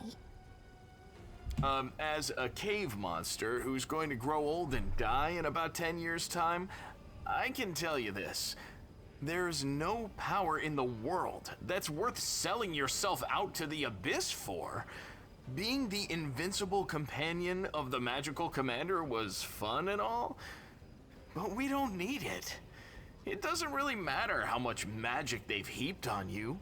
You're the commander because you have the heart and mind of a true commander. Screw your power. Don't betray yourself. That way, we'll win. Sorry, Lamb, but I'm more inclined to listen to Ember and Arushale than you. I don't see any reason for deliberation. Your power is chaotic and capricious, and it originates from a demonic source. I doubt you can even control it. Heed the words of the goddess. Reject it. And then we will hunt down Aureliu Vorlesh and deliver the punishment she deserves. It's not my place to gainsay the will of my goddess, but the thing is, I can sense evil. And I don't sense it in your power at all. I just don't. Whatever those horned monsters had planned for you, you definitely aren't playing by their rules.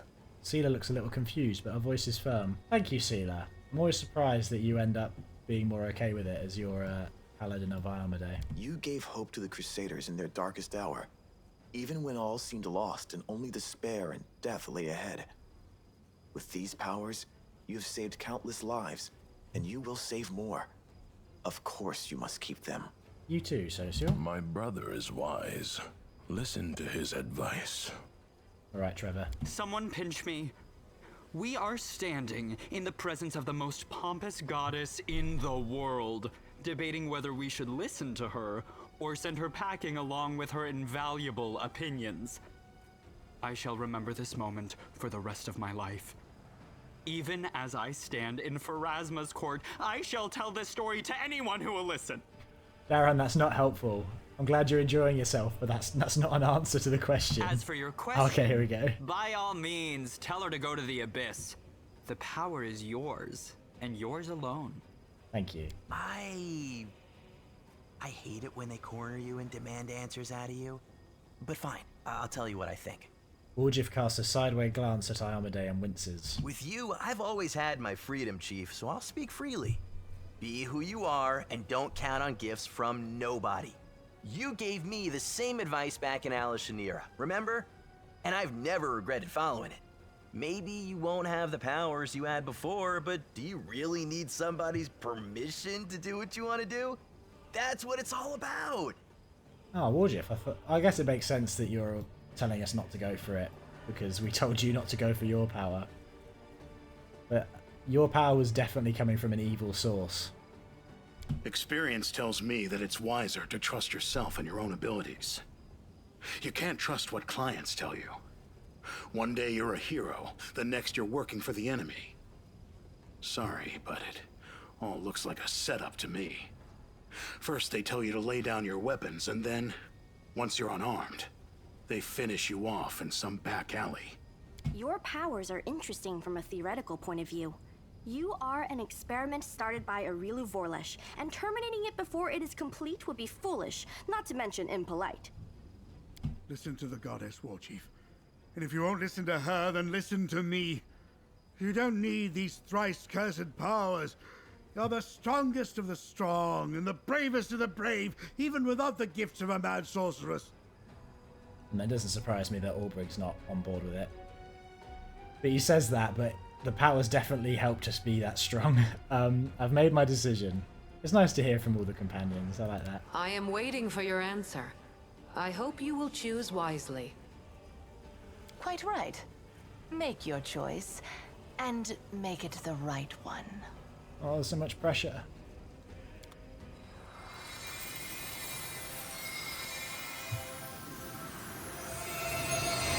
So I guess this is where, if we were wanting to go for a legend playthrough, yeah, taking the legend would remove our power, or we can take Azata. I would like to do a legend playthrough at some point, but this is not it. We are Azata through and through. We love our powers. I'm going to bring the Joy of Elysium to the World Wound. Oh, we actually do the level up now, okay. We have Ever Ready, that's good. We go for Piranha Strike Mythic. Weapon Focus Mythic would be pretty good.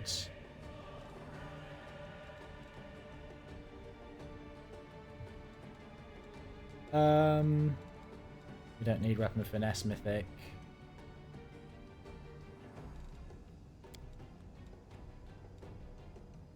Double the bonuses on your attack rolls with Weapon Focus and Greater Weapon Focus.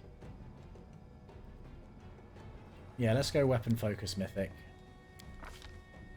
And then Superpowers. Zippy Magic or Incredible Might, one of those two.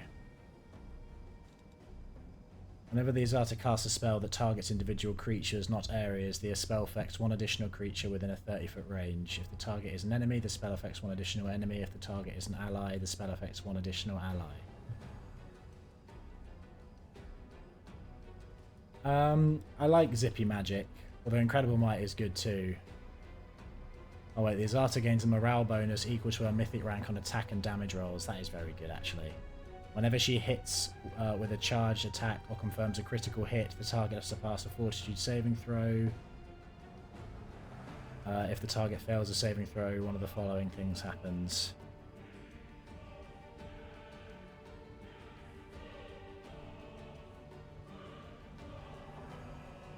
Additionally, Azatas can decide to lose these advantages to instead bolster the physical abilities of companions. Okay, I think that's more useful than Zippy Magic. We'll go Incredible Might. More spells. Just guess we get the last level 2 spell. For level 3, we really don't need Heroism.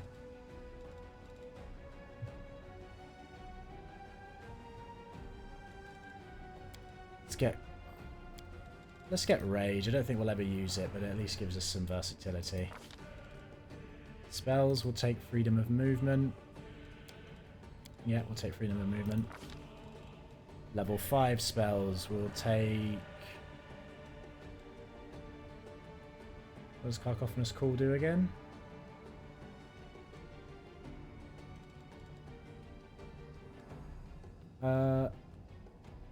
Let's do Dominate Person. Might be useful. What level 6 spells can we get? Blessing of Luck and Resolve Mass. Okay, we'll get that one. Seems useful. Oh, there's we'll check what these spells do later. Litany of Madness, Cloak of Dreams. You are surrounded by a seraphic aroma that causes all living creatures within 5 feet to make a successful will saving throw each round or fall asleep. See, things like that worry me, because it's like, is that including allies? We'll go Song of Discord, Greater. Oh, Overwhelming Presence, actually. That might be good. We couldn't get that on Ember when we wanted to. Okay, we'll go Overwhelming Presence, then we could do Song of Discord next time. Complete. We kept our powers.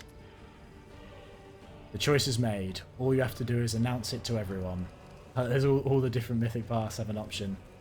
The Azata path option is, though, perhaps I could have rejected this power, but how can I abandon my people and my dragon? Yeah, that's true. We're never giving up Ivu. Your pride will destroy you, and perhaps all of Golarion with you. But I shall not intervene now, so as to avoid causing even more suffering to this world. Farewell. It's not pride. You are the embodiment of the Song of Elysium, a living symphony of freedom and joy. It would have been so foolish for you to reject your powers. So many victories, so many achievements lie ahead for you. Well, go now. Capture Arilu, and prove which of you is making the best use of her invention. I'll be watching you. Nocticular gives you a playful wink, then blows you a kiss and disappears. Ooh, that was a long conversation. And that's probably a good point to end this episode where we've retaken Drezen. There might be some more dialogue when this finishes loading though, we'll see. We can get the lay of the land at the start of the next episode.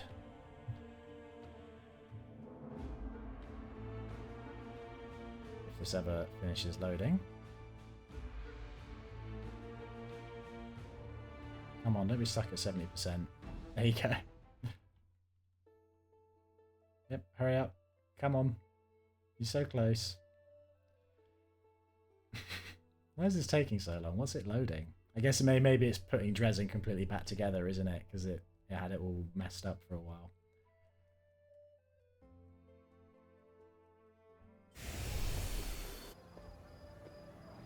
Time passed 2 days. Oh, wow, because of We're Azata's, there's now a bunch of gardens appearing in Drezen. That's nice.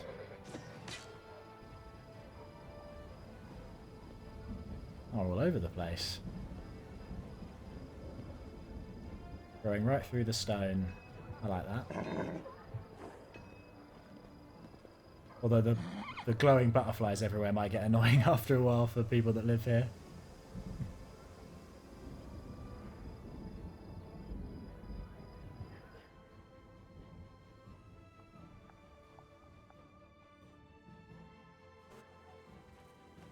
Hello, Anevia.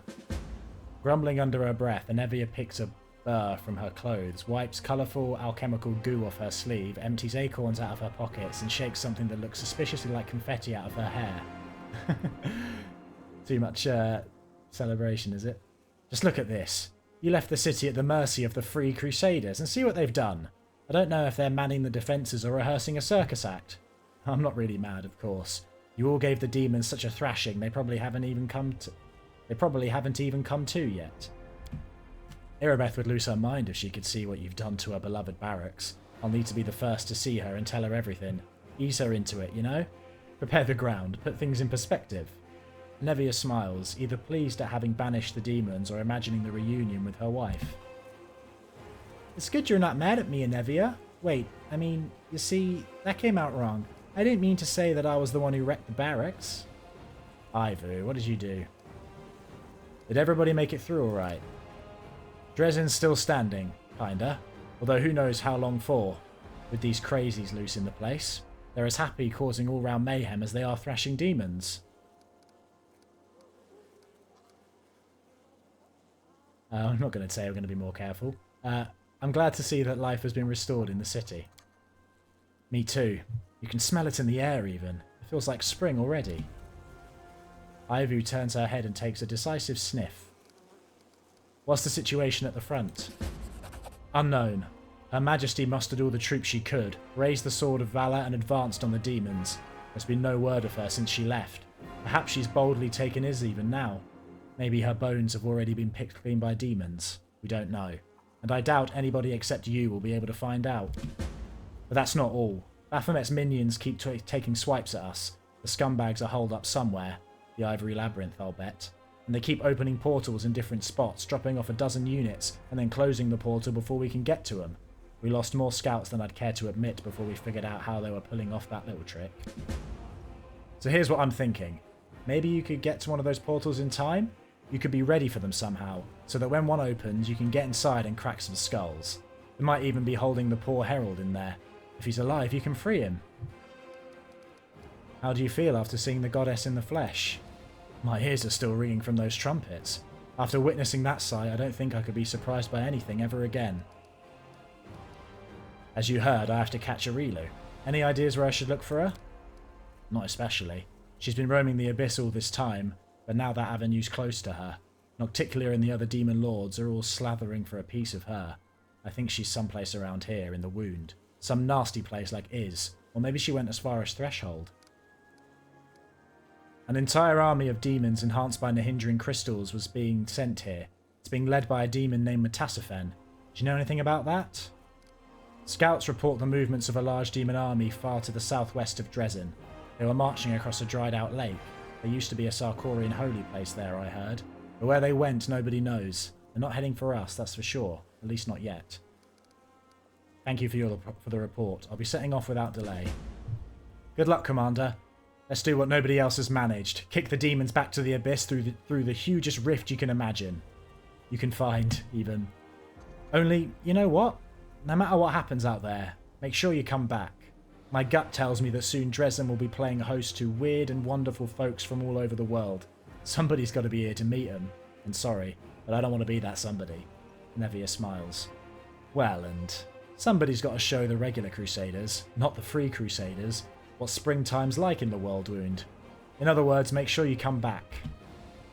Nevia hesitates, then adds a little sheepishly. And grab Irabeth and drag her back here with you if you find her, alright? Or else Desna only knows what will happen to her out there. Are you finished talking about all the boring stuff now? Let's go and talk to our friends on the island now. We need to see how they're doing and ask them if somebody showed up there. Somebody we last saw in the Abyss. And anyway, it's been a long time since Aranka gave me candy. We've got to go, it's important. We'll go there, Ivu. Regiel looks slightly more tense than usual. Nest, I have fairly important news. I will do my best to be brief. The Hell Knight orders have not reacted well to the developments I mentioned in my latest report, specifically regarding the true source of your power. The very notion that we have been cooperating with a weapon forged by Arilu Vorlesh and Nocticular has caused discontent. The orders have not issued any official edicts, but many chapters and high-ranking knights have been recalled from their assignments and barricaded themselves in one of our outposts. The one you know, in fact. I suggest we go there and resolve the issue between the orders and the Crusaders. This is a matter of importance. How could you even think that reporting this to the orders would be a good idea? Do you really think I could withhold this information from my superiors? Do not degrade me or yourself with such a ridiculous suggestion. What kind of reaction should I expect from the Hell Knights? Any, up to and including a formal declaration of war, which is why you must go to the outpost and resolve the issue before it develops into open conflict. Very well, I will go as soon as possible. Excellent. That is all I had to report. So I will return to my duties and you may attend to your other affairs. Nest. The succubus gazes at you despondently. She always speaks quietly, but now her voice is a barely audible whisper. In my dream, a fire destroyed almost everything. The only thing that survived was a table. Well, yeah, we made that fire. I've returned to my dream world so many times. The nightmare still lurks there, but I want to understand why this table is so important. Why did it survive the fire? I can't figure out what makes it special. It looks like a simple piece of furniture. It just stands there. What is it supposed to mean? What am I doing wrong? Is your nightmare still attacking you? Not openly. It still lurks in the shadows, gnawing at my soul from within. It never leaves me alone, but it hasn't tried to fight me again. Would you like to enter your dream again? I don't think that will help. We've already been there together and... No, there must be something else. I must look at it from a different side. But how do you find the other side of a dream? The other side of a dream is called reality. Perhaps this table represents something that you are supposed to do in real life? You might be right. Arushale brightens considerably. But what exactly should I do? Find a table? Buy one? Perhaps I should learn the craft of a carpenter and make one myself? So many possibilities and I don't even know where to begin. Her excitement gives way to dismay. Perhaps Desna can help you solve this riddle? But she was the one who asked me to solve it. I don't think she's going to tell me the answer. I must find it myself.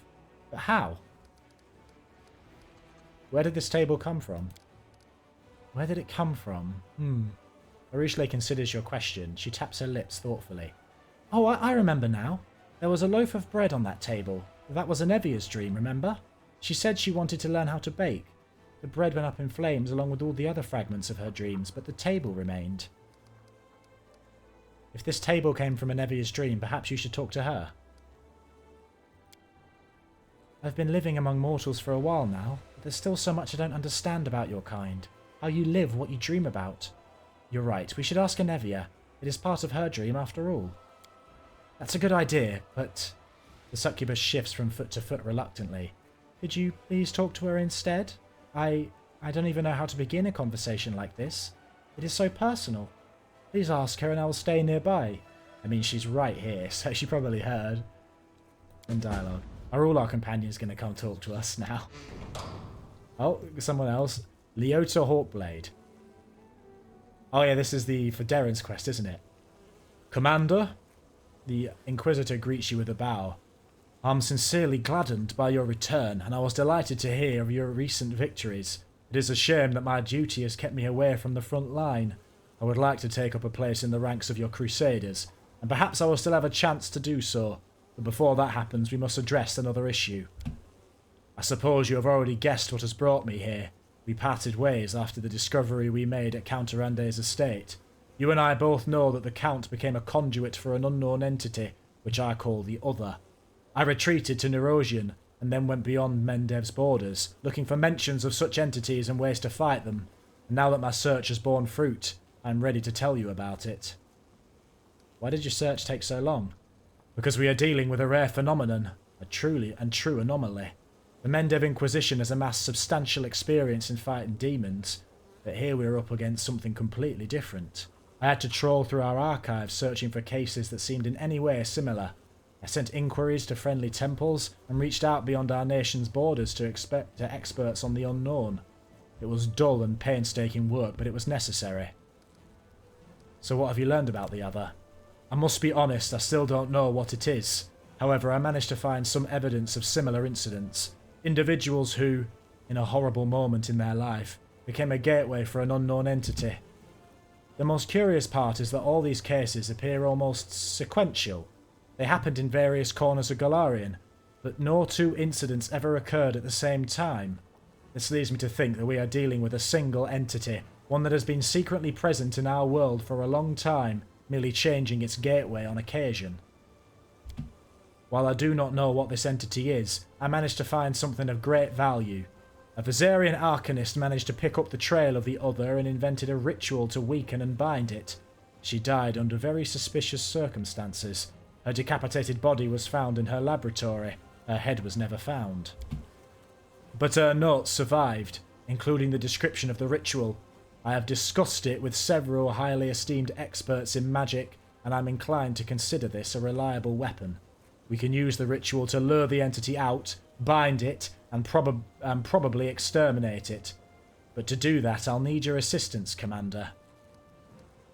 What do we need to do? We must carefully prepare for the ritual, and then bring Count Arande to the designated location.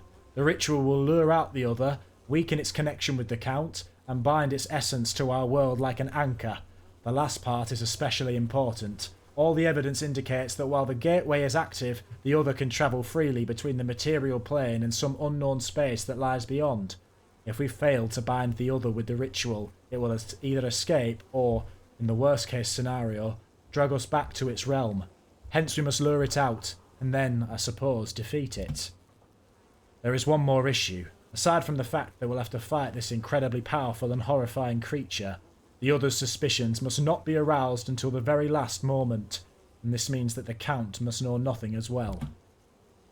The best course of action would be to take the Count to the designated location without telling him the reason for the journey. Then we must frighten him and make it appear that his life is in danger. The Other will believe that its gateway is in peril, and then, I hope, it will show up to protect it. The ritual circle will work as a trap, but it is crucial, and I stress this, that we convince the entity that we know nothing of its existence, and it is Darren who is in danger, not the entity itself. Otherwise there is no knowing what may happen, and I don't want to give the adversary any chance to outmaneuver us. Why do you think the Other will appear to protect Darren? The Count has been in danger many times before, and nothing special has happened. You have a special connection with your companions, Commander. You shared part of your mythic powers with them. They journeyed through the abyss with you and survived to tell the tale. I believe the Other understands this. It also must understand how dangerous it would be if you were to become not a benefactor, but an enemy to its gateway. I am certain that it will react to a threat coming from you, as opposed to ordinary encounters with demons and cultists. How dangerous is it? It is extremely dangerous, which is why I have come to you with this. All the evidence I've collected on the other, in particular the list of its victims, which include powerful demons and strong mortal mages, make me certain that we are dealing with something extraordinary here. It is stronger and more dangerous than Baelors and other generals of the Abyss. I also suspect that the oracle powers the Count has developed come from the other. As a rule, only gods, imperial lords, and other extremely powerful beings are capable of granting such abilities. I know no one except for you who could challenge such an entity, so I'm asking you to help, for the safety of all who dwell on Golarion. However, I believe that we can shore up our strategic position if the other doesn't suspect we're preparing a trap until the very last moment.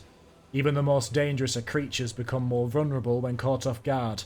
The main thing we must do is take a methodical approach and stay alert. I think that this is within our abilities. Are you sure the other is hostile towards us? In all this time, it has never tried to attack me. I am certain that this entity is dark and truly evil. The evidence and my instincts as an Inquisitor are undeniable. Whenever the other manifests itself, strange and ominous things begin to happen. In particular, I am positive that it is responsible for all the magically decapitated corpses, the ones that were found at Heaven's Edge after the tragedy and in Canabras after Discari's attack. In both places, some of the corpses belonged to civilians and others to demons, and in Canabras some of its victims were cultists. I am convinced that the other is pursuing some interests of its own, and thus far it has ruthlessly exterminated any who learn of its existence. And now you and I know that it exists. Draw your own conclusions. If Darren is the gateway, can't we just slam this gateway shut and leave the other on the other side? Is that suggesting we try to kill... No, I'm not going to say that. I'll help you. Thank you. Now let's go over the entire operation once more. I'm convinced that we must lure out the other somewhere far from Drezen and other populated places to avoid civilian casualties. I have chosen a suitable location within the World Wound. I'll mark it on your map. You must bring the Count there without alerting him to what's about to happen. I assume that another foray into the World Wound will hardly raise his suspicions. I will await you there, with the ritual circle prepared. But before we reach the crucial moment, you must make the Count and the other believe that the Count is in danger. I suppose the easiest way to do that would be to tell him that you made a deal with the Mendev Inquisition, and the Count will have to face punishment for his crimes, real or imaginary. I'll find a way to intimidate him, but you must play along. We need to provoke the other to come out to protect its gateway. That's when we finish it off once and for all. This will be my greatest triumph or my greatest failure, but I firmly believe that it must be done. Remember my words. The other must be convinced that we are threatening the Count and that we know nothing of its own existence. The slightest suspicion could prove fatal for us. Until we meet again, Commander, and may the gods be with us. Ah, so... Just let me get a chance to save, please. A pale, ghostly image appears in front of you. You recognise Lathimus the Antiquarian. I was wondering about this. The scholar who helped you some time ago. His translucent form flickers intermittently, and you have difficulties making out its words. Commander, it's Thimus. I won't be maintained spell for long. Open to the doorway. Treasure room, please hurry. This was so we took him to a dragon burial ground and he found a door that he said would take time to open. What, did you manage to open the door? Yes, I won't enter without you. Waiting on your help. I'm on my way. I'll be please, hurry. The vision of Lathimus flickers and fades. Melessa. Oh, yeah, this is the Chili Creek place, wasn't it? Commander. You look up and see Melessa, the green-eyed fisherwoman from the village of Chili Creek. Her hair is a mess, and her face and clothes are covered in soot. It looks as though she travelled here in a hurry and met with a few dangers along the way. Oh, I did West Country for these folks, didn't I? Help! Please help me. She's gone crazy. He will kill him. Calm down. What happened?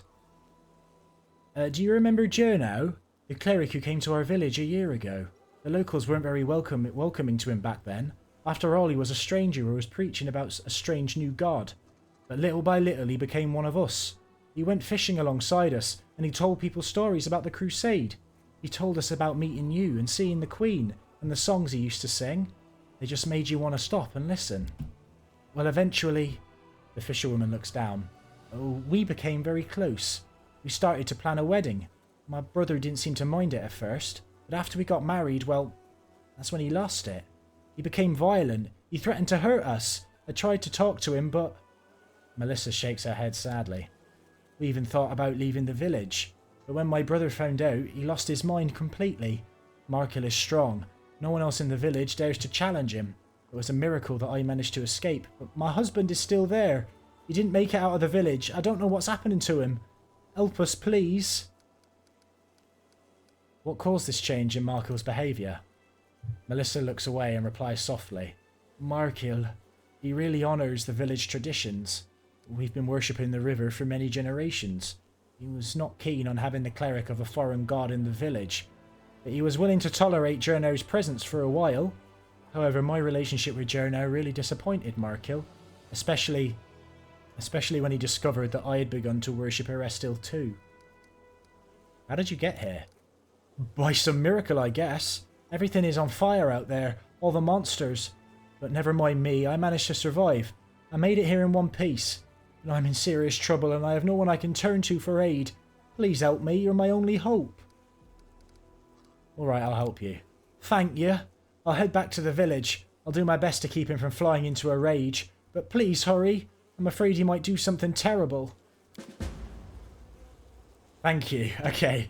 That was a lot of quests we just got loaded on us. I'm going to end it there. But thank you for watching. If you want to follow the series, I'll be posting daily, ideally, so you can subscribe or leave a like or a comment if you want to say hi or have any advice for me or anything like that. It's all appreciated. But yeah, thanks again, folks. Bye.